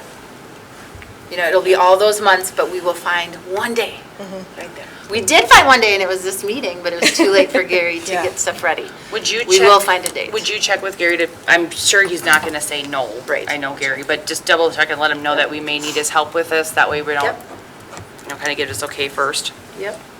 Okay. Super eval and eval goal setting, and then strategic planning. Yep. And if there's no date that works, that doesn't work for him. I didn't think about him on my Yeah. spreadsheet, but Yeah. oh well. So would you like a motion that we would use the goal evaluation process for this next year? We can. Yep. That's kind of what that's, I'll make that motion. Okay, so motion by Dave, I'll second. second by Cass. Any further discussion? All in favor? Aye. Aye. Any opposed? Motion carries. Next, we have the hire of Georgine. Georgine, oh, dang it. Georgine Carlin as the Student Support Advisor. Aaron, Jen? Yeah. There's a lot to this. Okay, so, And Teresa, can I start with this? Yep. Our communication from yesterday is going to be different maybe tonight. Okay. Kind of, well, Yeah. half different. I mean, it's accurate, but now there's more to it. Okay. so you have two contracts in front of you. I had a good conversation with Deb today. She brought in some concerns and questions, and we were on the same page, but not on the same, but different sides of the page. We wanted the same thing, because I took it from the last board meeting that we wanted the sub and not everything else that kind of went with it, or things along that nature. And then I was thinking, well, if we're going to reduce the pay and save the district money. So all these different things, and the person, she was very flexible and was okay with this and that. But after talking to Deb, having a good conversation, we would like to go back, and I would like to offer that person the 40 along with all of the additional duties, which actually I have a whole bunch that I'd like to share with you tonight, how it's been set up and the direction it's going. Now, I gave you both because initially this is what it was. However, I'd like to go back after having a great conversation with Deb today. I'd like to go back to the original position because I love it. I was under the assumption maybe we didn't all on the same page. Talking to Deb, I think we all are. If that makes sense. So I'll go back to original posting, original plan, original setup. I just didn't get a chance to get a hold of Georgina today. I think Deb and I talked, we think she's on vacation, kind of out of service.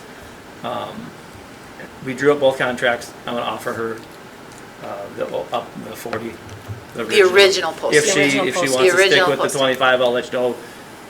And then I'd have to come up with something else to cover those other duties. But we're hoping she'll take the original. Does that make sense? So Deb and I talked about, I don't know what you approve. You approve both, and then whichever one she accepts. I don't know how you guys do it as a board. Oh, that's a new one. We never went over that in training. Or can she start the 29th without your approval? And then we bring back the whichever one next. She has to start the 29th because we need her obviously to start. Correct. And we have done that with other positions too. That, say they get hired 2 days after the board meeting, they come at the next board meeting. So that's not uncommon. But we were not taught any way of how to do the double contract. Yeah. So this one is new to me. But if you guys are okay with her starting without it, if you're okay with those contracts, we'll bring the one sheet next month. If you're okay with her starting without. I mean, So you've heard of that done She before? wasn't offered the full position. Yeah, we've done. Huh? She wasn't offered the full position. No, reduce it just to the sub position. Just like I said, Deb and I had a great conversation. I'm glad she actually came in because I was thinking one thing, she was thinking one thing, but we wanted the same thing. If that makes sense. Yeah. So. Yeah, we have had that happen before, that, say we're looking for something that's, we need to be filled right away or something, some odd position that, say it happens a week after the board meeting. It has happened where the employee has started before it has been approved by the board. Okay. So that has happened before. Because I'm guessing, Aaron, did you coach football yesterday?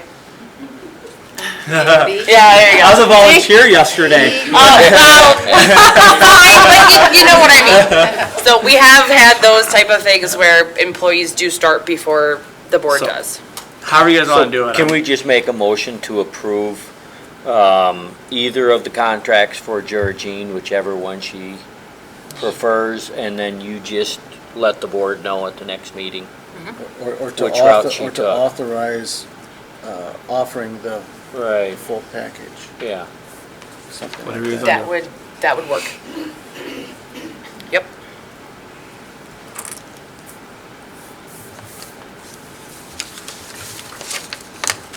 So is that something we need to make a motion on and vote on?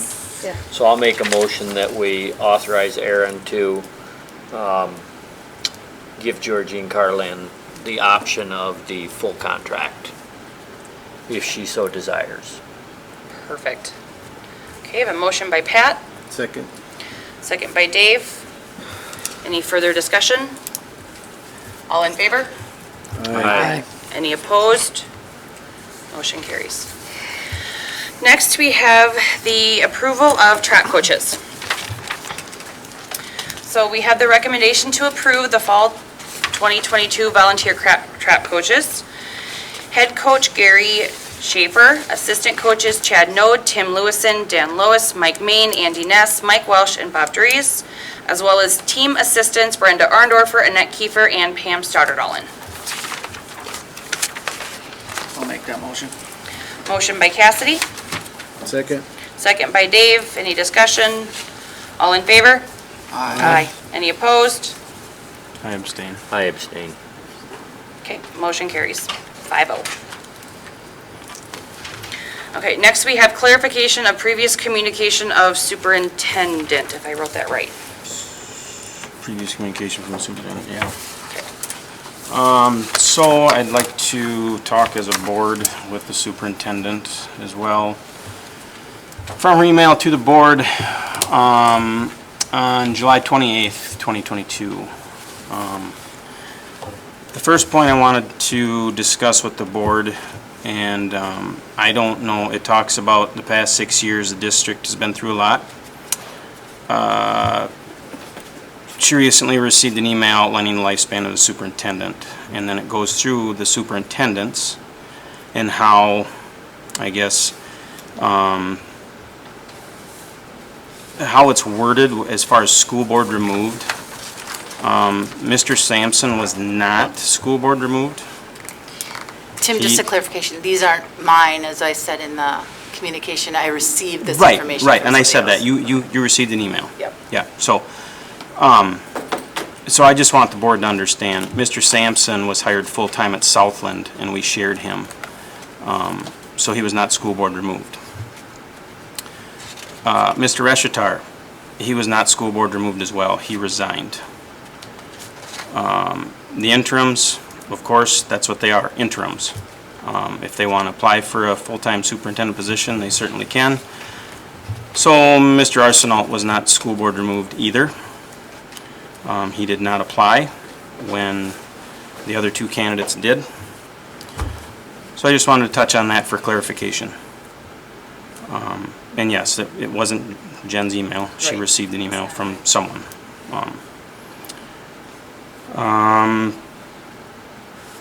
Further down in the email, let's see, the next one was, okay, the LED project. The LED project, we all know what it is. I did not even bid the project, so there was no reason why I'm getting told that I couldn't be chosen for the project because I didn't bid it. It was under the dollar amount threshold where sealed bids are not required. You can use them, but they are not required.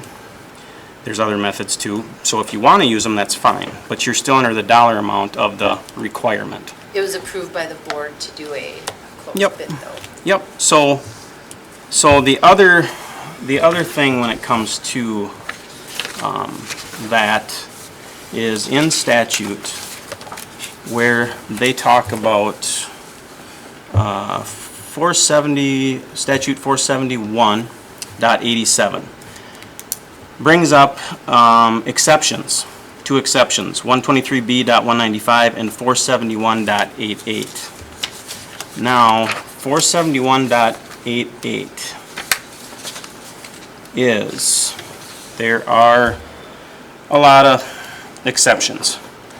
One of the exceptions is subdivision 12, population of 1,000 or less.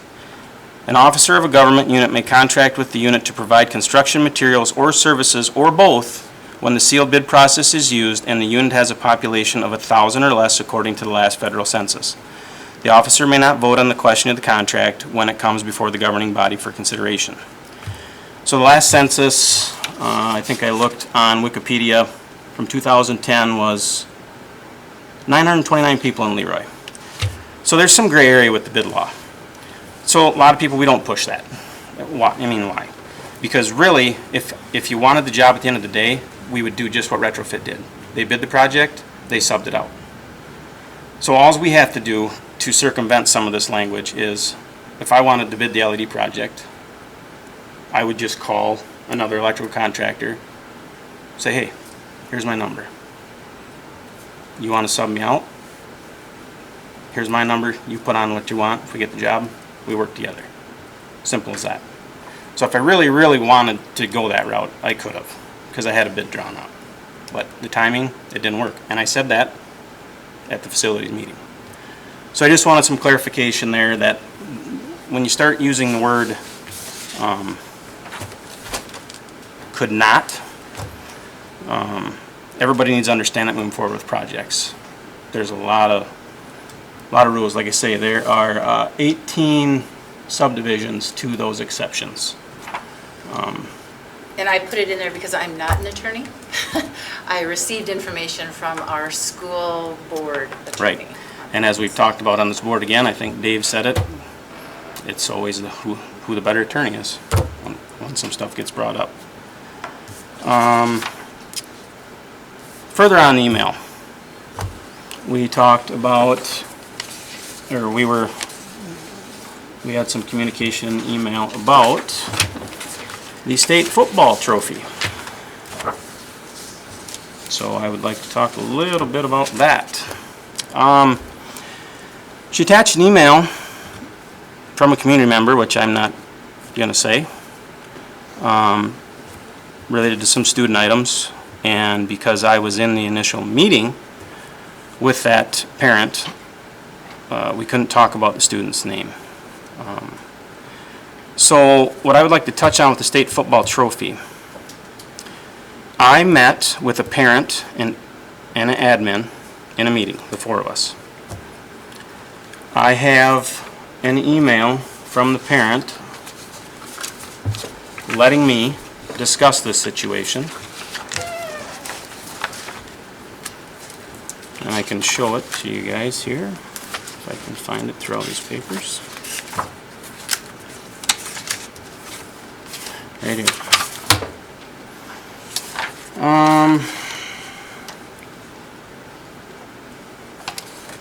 Right here. Is it okay for you to explain the reason for the December 7th, 2021 meeting, as it was about a teacher grading concern? Is also okay to reference the snapshots I showed of the Google Classroom assignments that showed assignments turned in on time and later showed missing on August 26, 2021. I just have to say, it's just my professional opinion to save that student and that parent that we don't talk about that. If we can keep it general, that's fine. Yep. But we without will keep them it general. there, So the just be initial very meeting, careful. the initial reason for that meeting was in the past couple years, we've had grading concerns with our children with the same staff member. When I was shown the screenshots that he had from August 26, 3 months after the school year's over and assignment statuses were changed, retaliation is real around here. Whether you guys want to believe it or not, it is real. It happens every day. I was concerned that me being on the board, already having issues with that staff member, when I found out about that, before the November board meeting, November 2021 board meeting, I was in your office, you were sitting there, you were sitting there, you were sitting there. I told you about the situation. I was pretty upset, because that's wrong. I have yet to ever hear anything about it. There was more email communication after that initial meeting, but that initial meeting was about that. If the parent would like to do whatever with that situation, that's not what I'm here to talk about. I'm here to clarify that I did not start any conversation related to the eligibility of anybody or a state football title.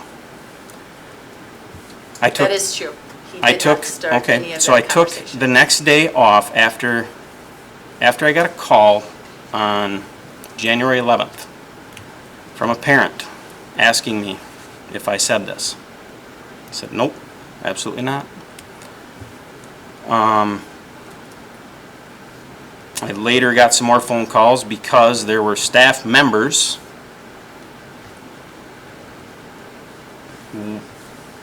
I'm not sure how it all went, but there was a staff member's spouse at that basketball game that night talking about what I was going to do and take the state title away from the football team.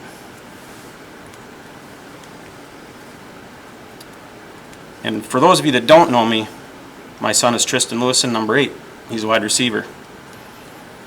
That'd be the last damn thing I'd ever do is try and take that away from those kids that worked their ass off to earn it. Because they all did. So those of you that know me, know me. And I'm going to clear this record tonight. I took the next day off. I sent the principal an email because he was in that meeting asking if I said anything about state title. Nope, I didn't. Fine.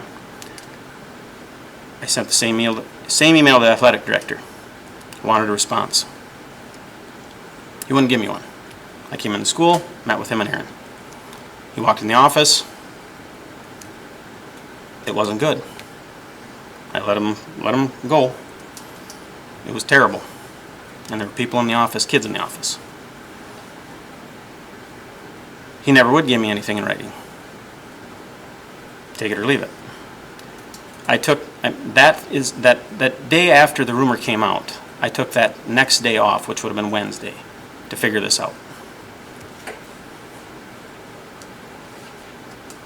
Nothing made sense. So I kept pushing, kept asking questions, kept talking to people. And all I wanted to know was why. Why? So I reached out to Gary Lee. Told him the situation. Gary said, you need to have a meeting with the people you were in the meeting with. Okay. Well, Aaron had already told me via email. So I wanted a meeting with the superintendent.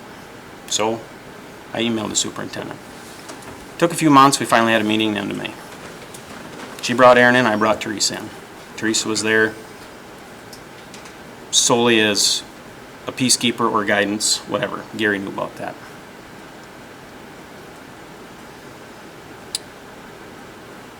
I asked the question multiple times where it came from, because if you remember the soup notes from January before our meeting, and which were attached to this July 28th email, those soup notes said Tim Lewison did not comment at the meeting. So where did this rumor come from? There was 4 people in that room.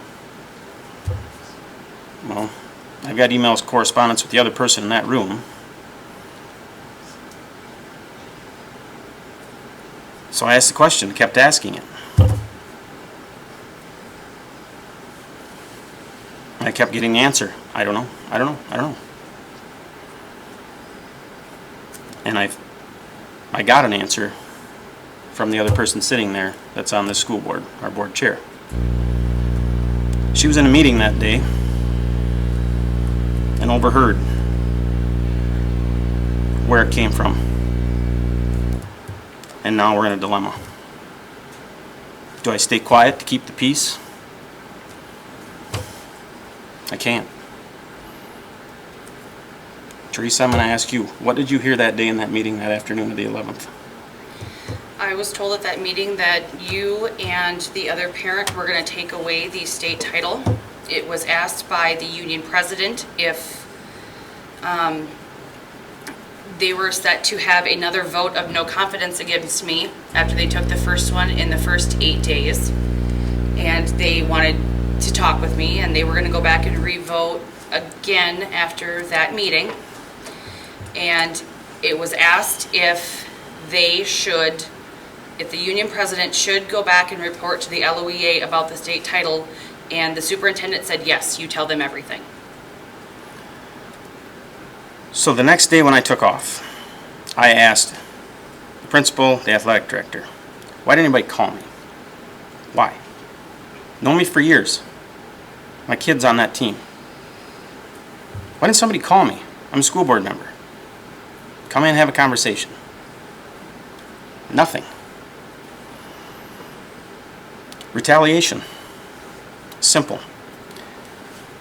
In our faculty handbook, from the previous years up until this year, the new one that we're looking at, in the previous handbooks, grades were due every 2 weeks.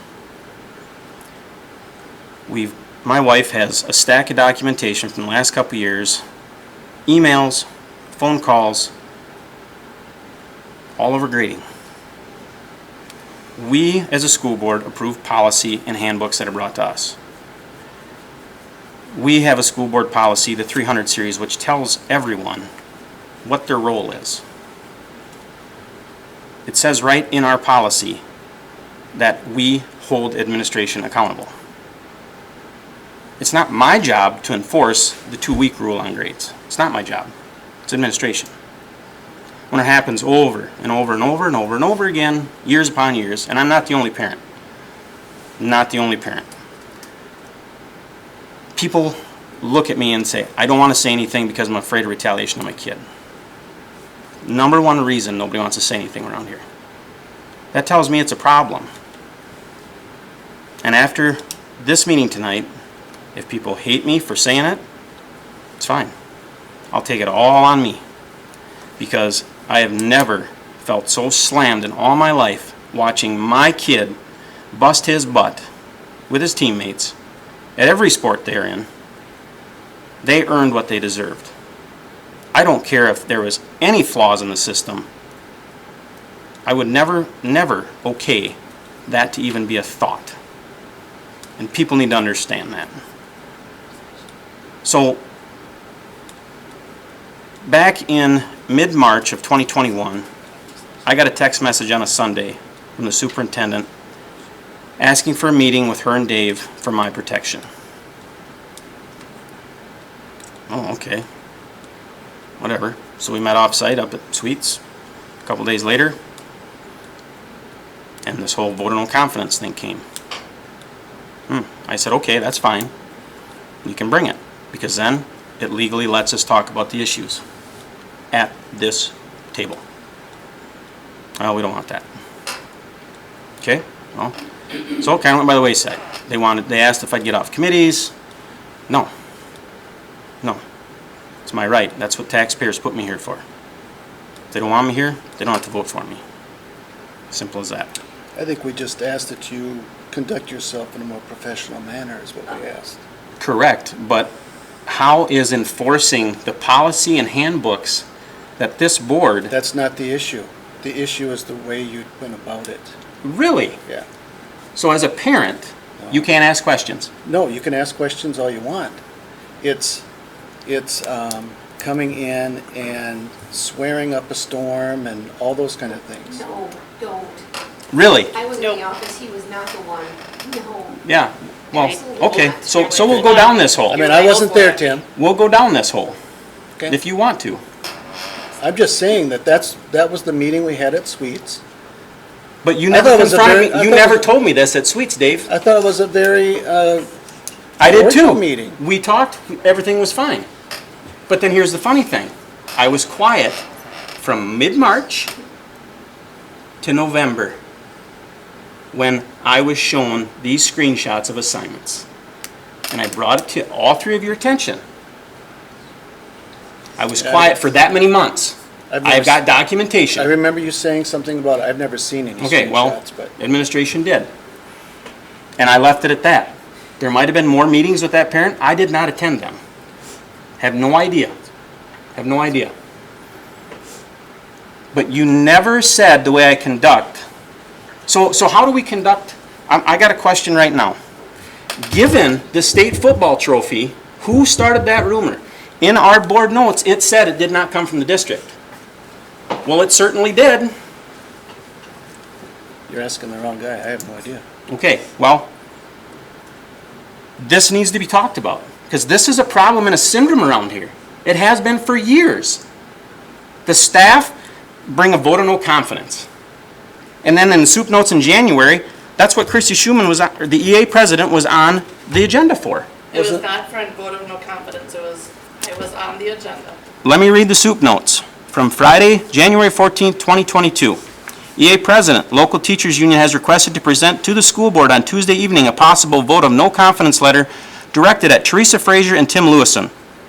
The school district has requested that the union reconsider this avenue and is negotiating other options. The school district does not have access to the letter or information contained therein, nor can the district direct any union items.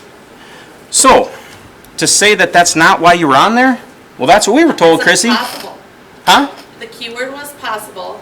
I believe, I mean, if we want to talk about this, Tim, this is not the right place for it at all. Not a board meeting. Okay, I mean, I'm gonna hold it all right here.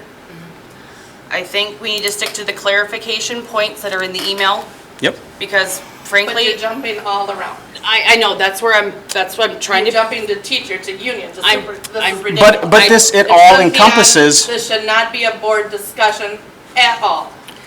that's what we were Actually, told, to talk about it correct. here. because I was actually named not in on this tonight. email as well. A rumor was spread about me via superintendent communication email that was not true. No one reached out to me to verify it, nothing. So I had my own comments to make under board comments later on.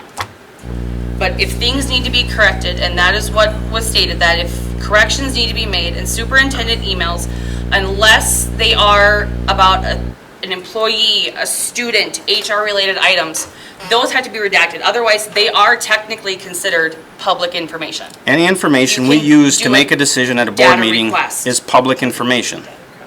Even if we got to redact it, it's still public information. Correct.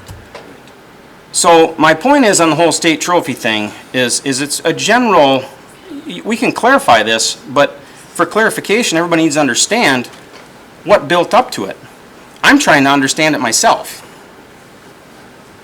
Because if I did, I mean, a couple days earlier, she's in a meeting saying it, and then she sends the board an email saying, I didn't say anything, and it didn't come from the school district. So I want some clarification. So what is the actual question? Is it about the state trophy? Is it about the teacher? Is it about the union president? This is going in circles. Yeah, because it's retaliation by a group. I mean, obviously. It had nothing, the letter that we did not present had zero to do with the state trophy.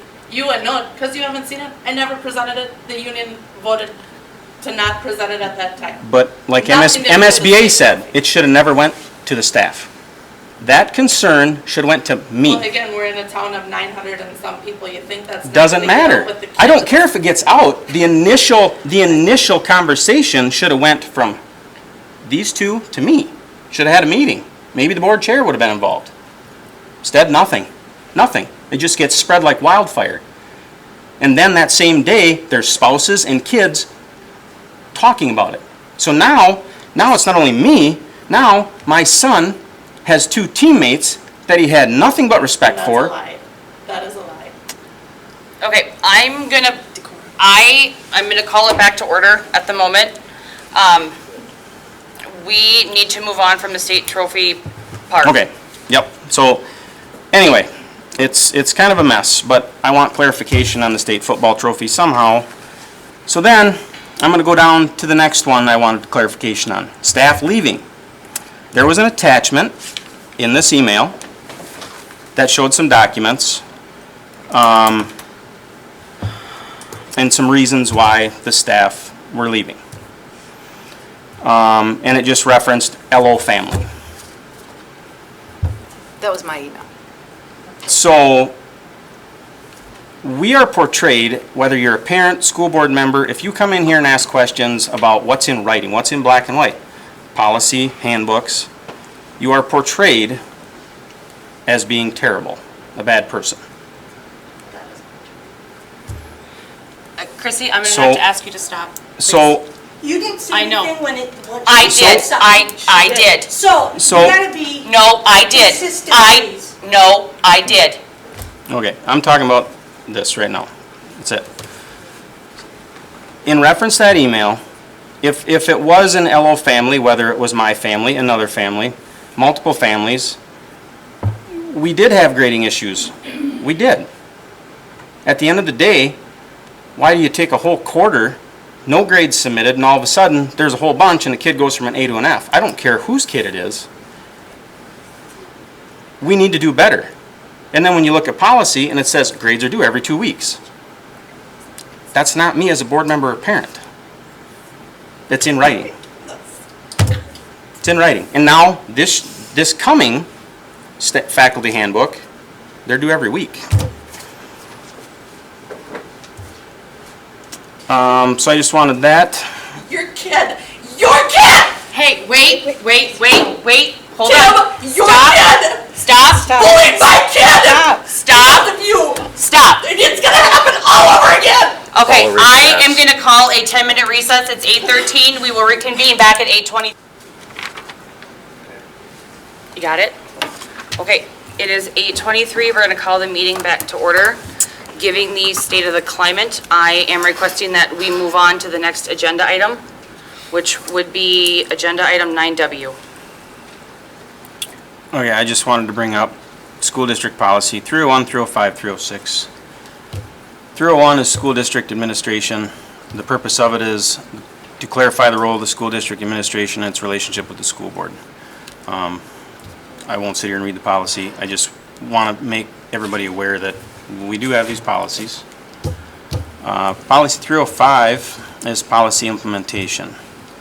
The purpose of this policy is to clarify the responsibility of the school administration for implementation of school board policy. Again, we approve policy, they implement it, in a nutshell. Policy 306, we have, Policy 306 is Administrator Code of Ethics. Purpose of this policy is to establish the requirements of the school board that school administrators adhere to the standards of ethics and professional conduct in this policy in Minnesota law. It gets fairly lengthy. It has all of 11 different subpoints under B. So I would like the board to, at some point, look at that policy, please. And that's all I got for W. Okay, on to X, which is Minnesota Statute 3512. Okay, so we have our policy for administrators. Minnesota statute also has them too. And 3512 goes through that for administrators, licensure of school personnel. Head coaches, it breaks it down. Further down, school administrators, 3512.5200, Code of Ethics for School Administrators. This has a lot of subparts, and what I want to point out is it goes through and lists a lot of things. State, federal laws, misrepresenting records. Part G, the school administrator must not knowingly make false or malicious statements about students, students' families, staff, or colleagues. That's right there in statute. Knowing what I know today, how am I supposed to look past that statute?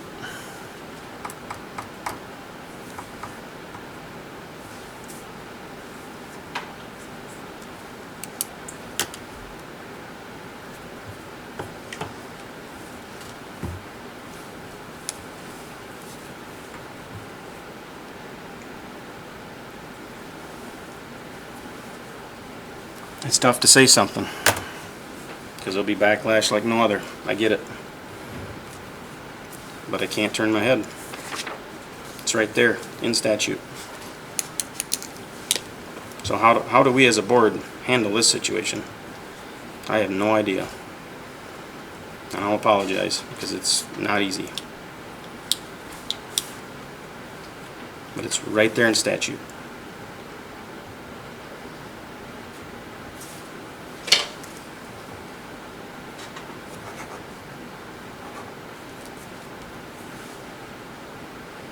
I guess if nobody has any input on it, what I'm asking is for clarification from the board chair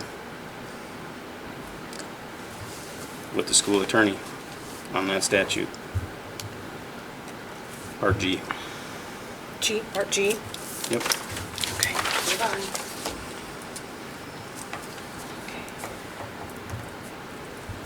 I did this. I don't want to go behind anybody's back. Put it out here on the table. That's what we were told. It needs to be talked about here.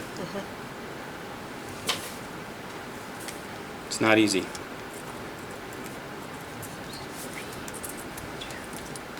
But it needs to be fixed. And your question is in reference to the discussion under the communication email. Mm-hmm.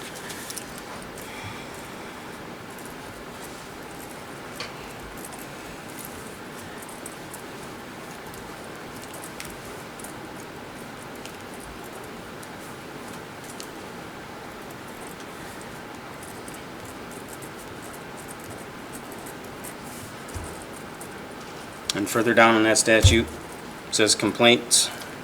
When the board receives complaints alleging violations of the Code of Ethics for school administrators, the board must require the complaining party to submit a signed written complaint specifying the nature and character of the allegations and a consent form provided by the board.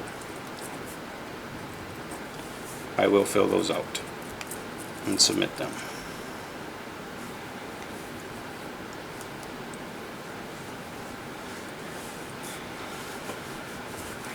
I need to read this.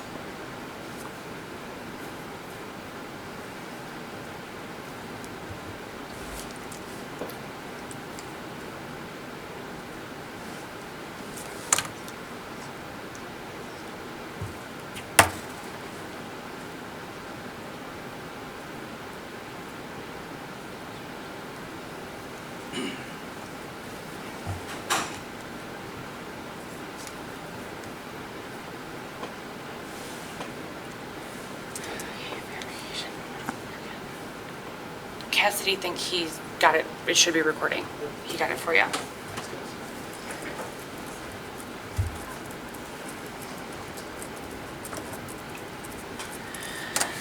Okay,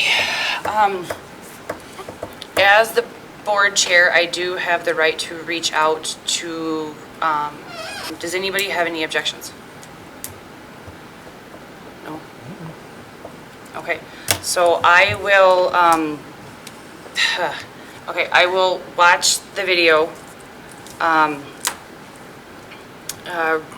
put the statute, gather what I'm guessing I'm going to need, and I will send it off to Morgan. And when she comes back with whatever her opinion might be, I'll have to verify with her how to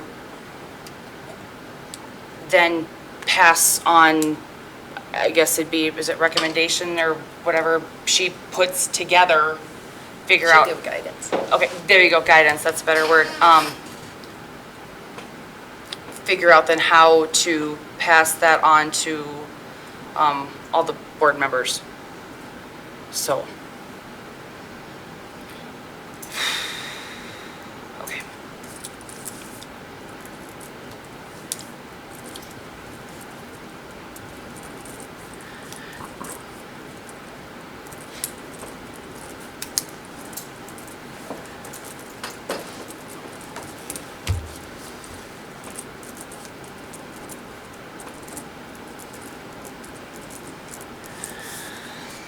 if there's nothing else, I think we need to move on and get back to regular business. So next we have reports, the principal's report and comments. Okay. Hi, Amy. All right, well, so, it's funny, I talked to Gerald a little bit because we must have been reading each other's minds, so I got a lot to share on what he brought up, and it's ironic that that's what I was talking about tonight, so, but I'll just kind of go through this and kind of give you guys a heads up what's been going on the last couple months, kind of where we're at to start the year. Reading Corps is still open. That's about our only position we have open right now is Reading Corps position, so if you know anybody, I think that's on our board for during the school day. We have a bunch of other things, substitutes, custodian substitutes, junior high coaching, stuff like that. But anyways, Reading Corps. RCTC, we're in our second year partnership with them. Right now we have Comp 1, Comp 2 and speech that we get for them, and we will be talking about expanding our electives with them.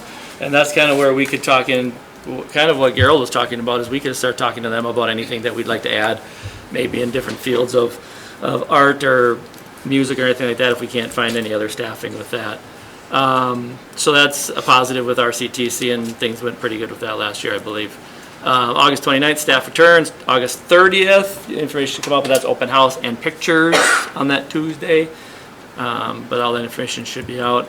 I reviewed some of the Tim and I had for Eagle Reach Tactical, we had a zip drive with a bunch of stuff, so I reviewed some of those things that we were looking at for safety stuff. Jen, Tim Bly, and I walked the building, so we've just been reviewing a lot of safety stuff before the year starts, so just so you know, we were looking at that along with the safety stuff. The firemen came maybe 2 weeks ago in the evening.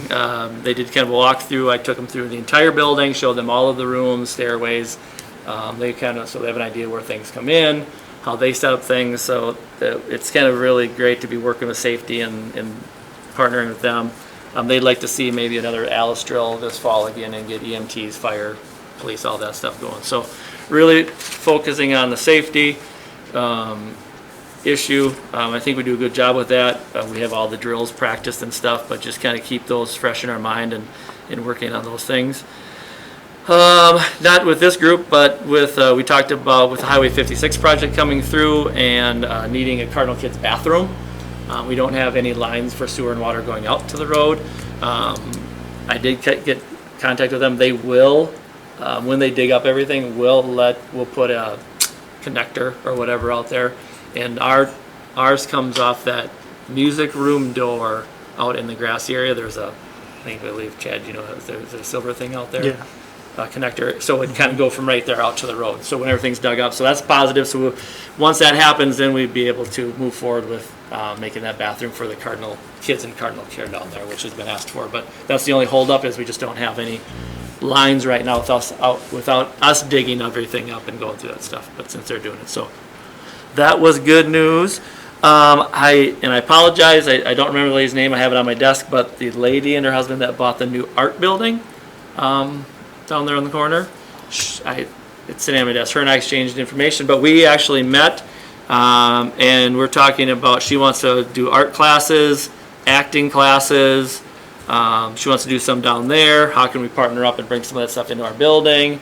How can we we started that work study program last year. How can she get interns down in her building? So we're brainstorming a lot of those things. So that was a really good positive, which, yes, Dan? Do you think she'd like to do community ed? I did not think I was talking to her, but she did ask. Good question. She did want help with one act play and stuff like that. Yeah. So that was a great conversation we had, and I said I want to partner up, and she does too. So we're going to see how that plays out this year, but that'll be pretty cool. Which in turn gets some of those classes back or some interest. We start building the interest of other things other than just athletics. We want those arts and acting and things like that.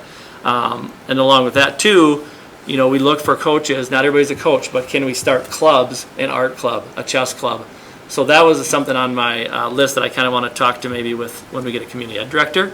Maybe we could start, getting people who has talents or interests as adults that would come in and, do something like that for us. So really I've been thinking outside of athletics and trying to get more of that stuff back in the building.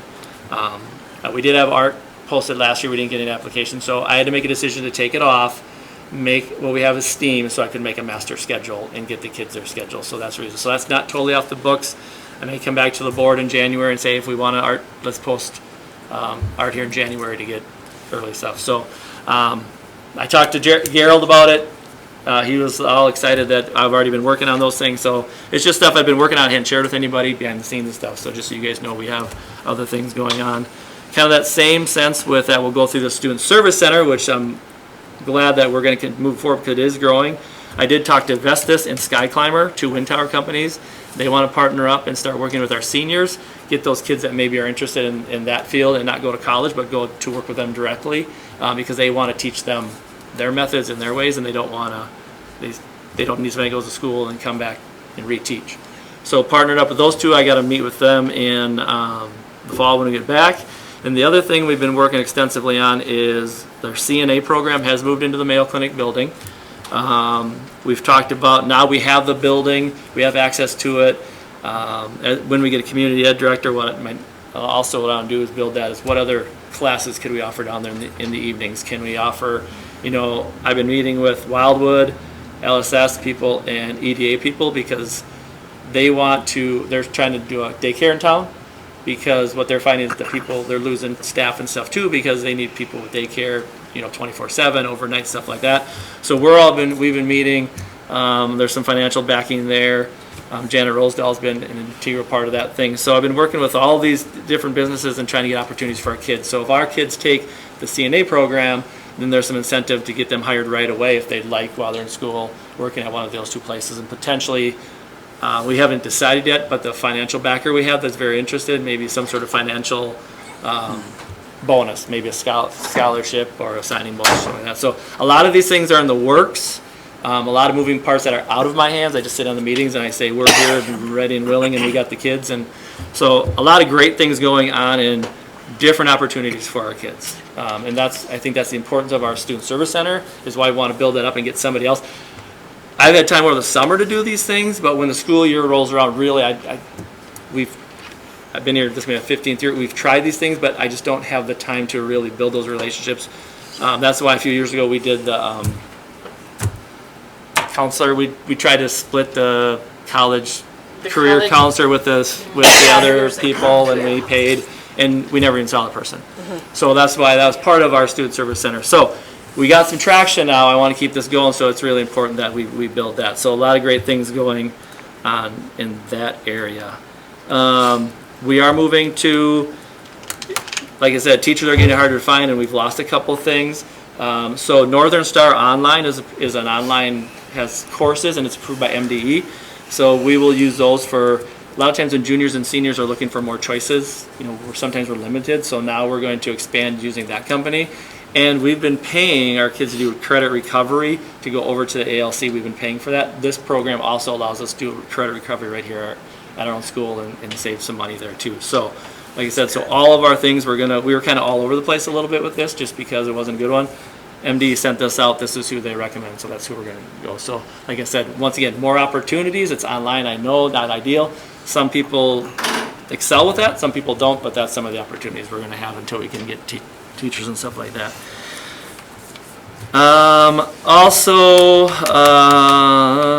Right now, all of our teachers are on full FTEs, so we don't really have a lot of wiggle room on, hey, this person needs another class, or this person needs that. So just giving you a heads up, so if I come to you later sometime and say, hey, I need another teacher in this area, you kind of know that. With that in mind, we do have the fax room still available. Teachers do utilize that. They wanted to, they do units and stuff with baking and stuff. So that's a room they check out. And then the art room down here is going to be where Nick will teach the elementary STEAM program out of. So technically we still would have that because he still has his room up there.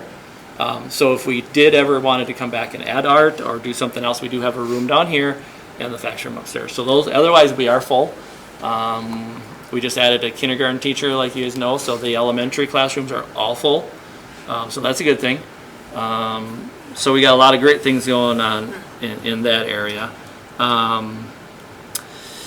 Oh, we talked about, like I said, in some of the things, and I need to do a better job of getting opinions, and maybe with the strategic planning might help, of making connections with parents and community of what do we want to see when we can do electives. Because in my mind, this summer, as I'm sitting there with seeing where my own kids are headed, do we do hospitality or serving classes? Do we do child development classes? Do we do sales? This day and age, it seems more and more kids are going into the workforce, so maybe a 2-year instead of a 4-year.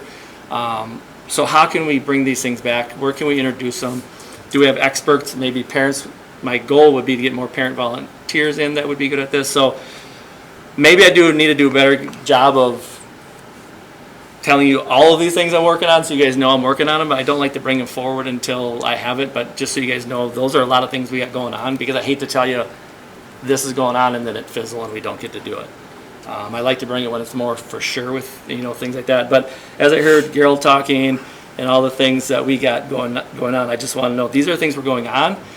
Maybe through strategic planning, maybe I don't wait for that. Maybe I send stuff out to parents. Hey, if you ever want to, I encourage you to volunteer, or is there something you could teach? But that also would be imperative if we get that community ed director, because that person then could be the connector to the community and stuff like that. But I will be utilizing all of these things through the Student Service Center is going to take on all these different pieces. So we do have great things going on around here, and for the kids, like I said, and it's not anything you guys want. I need input, parents. I need input from you guys. Board members, I need input. Deb and I had a great conversation today. Started out here, ended up here, and it was just a communication thing. I hope people will come into my office. I don't think I'm that scary. There's some things I can share, some things I can't. But like I said, I want to do what's best for kids. That's my goal. I want our school to be challenging those bigger schools. I want those academic choices. I want those extracurricular that aren't just sports. I mean, I got my own kids. I have some that are sports. I got some that are art. I got, this and that. So those are a lot of things going on. I threw a whole bunch of stuff out at you. I hopefully everything comes to fruition, but that's the stuff that I'm working on. Just so you guys know of all the really, like I said, we got a lot of good things going on here. We got a lot of positive stuff. We just need to figure out, work together, clear up some things. I think in general, to me, this is a great community and a great place and a great school. I've had experiences elsewhere. Obviously, that's why I'm still here 15 years. This is where I'm raising my kids. We have things in our small school that you can't get elsewhere. I just want to make sure we keep trending in that order. And like I said, we got great staff. You guys are great. Staff is great. Parents are great. I feel they come to me when they need to come to me. Sometimes I don't think I've ever had a bad discussion with a parent when they leave me, but I just want them to know that I'm trying my best to make sure we are holding everybody accountable, myself, including myself, and that's kind of what the Student Service Center is. Now I can go out and be more of that instructional leader, curriculum leader that I've had to do all of these other things before, but now I can really focus on those things and do a better job. So, like I said, please come to me, work with us, work with me. You know where I'm at. I'm either at my house, which is a block away, or I'm in the school somewhere. I don't do anything else. I did take one vacation in 25 years. So probably not another one for another 25. So I'm probably stuck here for a while, but my wife will kill me, but that's okay. So like I said, a lot of stuff. Any questions? Like I said, if you guys got ideas for classes, school board, parents, let me know. So I'm willing to try anything once, see how it works. I know your guys' probably issues would be the money issue. I kind of get to shop without the money thing until I go to Jen or Christy. That's why I try to do as much as we can with what we have. So like I said, we're ready to go this year. It's going to be a great year. We got a lot of great things in place. I need to do a better job of showcasing our school, advertising, bragging about our school. I found an old brochure. I don't know if you guys are back in the day when we used to do the farm and show.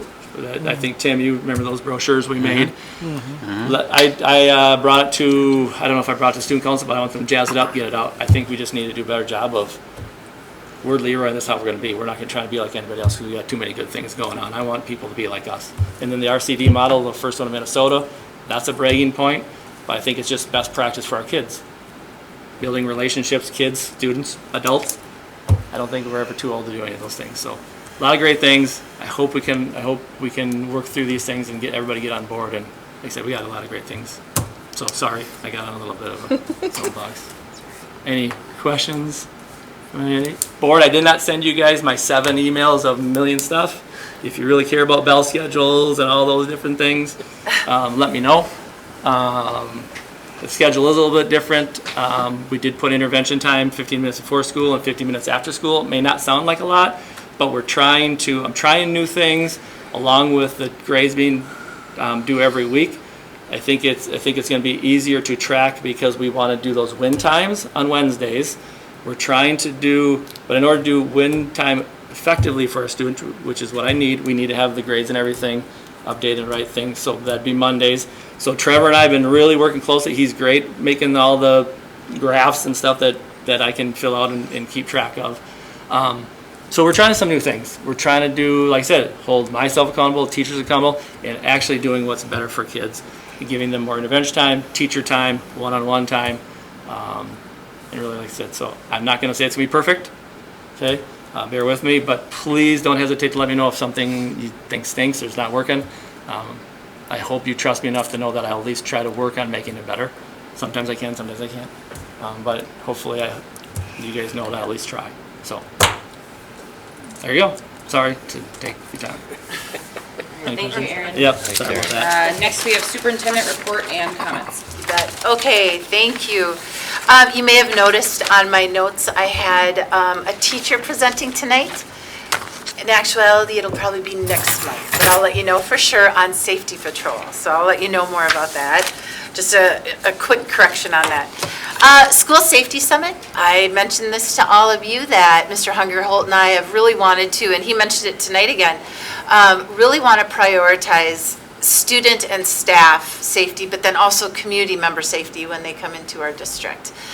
So that means our physical building, our grounds, it means our policies, it means, our relationship building with the kids, things like that. So we want to make that kind of our own goal setting priority for this year. So just recently, I guess it was June 1st, when summer starts, I like to send an email out reminding staff when you're in and out of the building, these are some safety things you need to be reminded of and some practices we should be following. And then I just sent one again back on August 15th, which was yesterday, to talk about the importance of, hey, now school's starting. So these are really friendly reminders of what you can do in the classroom, what you should be doing in the hallways, how you check doors, talking to administration, things like that, but making sure school safety is a priority for everybody here. So we really want to talk about that, but that leads to that School Safety Summit that we're going to head to next Wednesday. It's in Rochester, and Homeland Security, Minnesota Safety Commission, are all collaborating on that effort, and so I'm assuming there's going to be a lot of people there, but a lot of good discussions. So, and it's a free summit, which makes it even better. I couldn't believe it. Let's see. Similar to that, we also did, as Aaron said, and I won't share the weaknesses we maybe found in terms of our building walkthrough with safety stuff, but there were things like maybe, a door handle wasn't attached as much as it should have been, or cutting down shrubbery in front of a window. So things like that. So I won't disclose everything to you. But it was a really great 2 to 3 hour walkthrough with Mr. Hungerholt and Mr. Bly, and we wrote things down, and we're tackling the list as we go this summer, hopefully to get it all done before the first day of school. Let's see here. Summer building and grounds projects, huge shout out to our custodial department again. They've done a great job. We've had a lot of things going on, as you know. Our LED project took up a lot of space and time here, but we're also doing things such as, moving the RN moving all that down to the mail building. That took a lot of time. We're now painting rooms, carpeting rooms, things like that. Oh, if you didn't notice, we did paint the, what do you guys call it here, the addition? The big... The temporary classrooms. The temporary classrooms. Okay, permanent temporary. Yeah. So that's all painted, so things like that we're trying to spruce up. But yeah, when you see those guys, please thank them. We will continue to do the video communications to our community every month. You may have noticed in my notes that Dan had a conflict. Dan Armagast, our executive director for SMEC, and so he's going to take over in August rather than July, and so we'll start up in September again with Axel to do that. School district audit is next week, so that'll be fun. I would highly recommend not contacting our business management office. It's a very stressful time. No, I'm just kidding, you sure can, you can. As Aaron mentioned too, our welcome back letters and packets are almost complete and ready to be sent out. If you do not receive one, please let me know and I will get one to you. I know many of you have contacts or people either in the district or grandchildren, whatever it may be. But let me know. We'll send them right to you. We'll send them right to you. Also, I say this every year too. If you know of a family that is in need of school supplies, let me know. And we can help that family. We'll keep it very quiet and hush hush too. So please let me know on that. Another huge shout out. We are noted in the U.S. World and News Report as one of the best high schools in Minnesota for 2022, and this is based off of our civil rights compliances, course offerings, graduation rates, things like that. So kudos to everybody here, our staff, of course, our parents, all of that, and like what Aaron was talking about, we're trying new things. We're failing at some, but we're going to keep trying and do things for the sake of the kids. He said it right, there's a lot of really great things going on. Let's keep that going. You guys have been through a lot for many years, and we need to continue to be positive, move forward with things, do the right things, do things for kids, do things for our staff. I talked about leadership last month and in my email too, and leadership is hard, but it's about what you're doing is right, you know, for somebody else in serving. And it's definitely a joy watching Aaron do his things and the teachers, and then ultimately how successful the kids are. It's been pretty great for me. So I think I got all my notes. Let me look one more time. Yes, that's it for me tonight. So thank you. Next, we have school board committee reports and comments. Community ed. We were supposed to meet last night, but we have to wait till we have a director, which of course we already talked about earlier in the meeting. Finance. Just getting ready to do the audit. Yep. Meet and confer. We talked pretty much mostly about what we talked about tonight was the payroll, you know, making sure that, you know, the staff, you know, they feel, ultimately it's the board decision, but making sure that the board is aware of the concerns, you know, that they had with payroll, to that we do a change, that something's not gonna go haywire again. MSBA, everyone gets emails. State High School League, Nothing on the warrant. okay. Scholarship, Got a tailgate supper coming up on the 16th. I believe is that homecoming that week? Is it the second? Yeah, Yeah. Yep. yeah, so come out and support. thank you, Pat. Certified negotiations, we're still trying to figure out a date to meet with Aaron. I'm guessing now that summer's over and we're all stuck here, that we'll get it done at some point. Stuck here. We can't leave, our kids are here, we gotta stick around. Non-certified negotiations. We did that tonight. Isn't that what we did? The contract. Yeah. Yep. Very good. The EA, the Supports. one that we, Yeah, the MSCA. MSC. yeah, that's Yep. that, isn't it? Yep. Yep. Yeah, okay, that's that. That's that. SMEC, we actually have a special board meeting tomorrow night to pass a resolution, and we also will give the final approval for SMEC strategic plan. And then at some point, same thing, we're working through policies. We didn't have enough to make a quorum, and so we're getting there as we go. District policy, we didn't meet. Systems accountability, we also didn't meet. And then, last but not least is buildings, grounds, and safety. Yeah, we had a meeting tonight before the before this meeting, but it was a little bit abbreviated. The room was occupied for a while. Sorry. But we talked about, the LED project is completed, Jen mentioned that. And we talked about just getting started on trying to prioritize some projects. And we'll continue that when we meet again next month. Does anybody have anything else? Otherwise, I'll hit just a few of the district calendar updates. August 29th through the 31st is Staff Development Days, there's no school. September 5th, Labor Day, no school. September 6th is the middle school, high school first day of school. September 6th through 7th will be the elementary conferences. September 8th is the elementary's first day. And, the September board meeting is not on here. No. What'd you say, Tiff? September 20th will be the next board meeting. If there's nothing else, we'd look for a motion to adjourn. So move. Motion by Dave. I'll Second.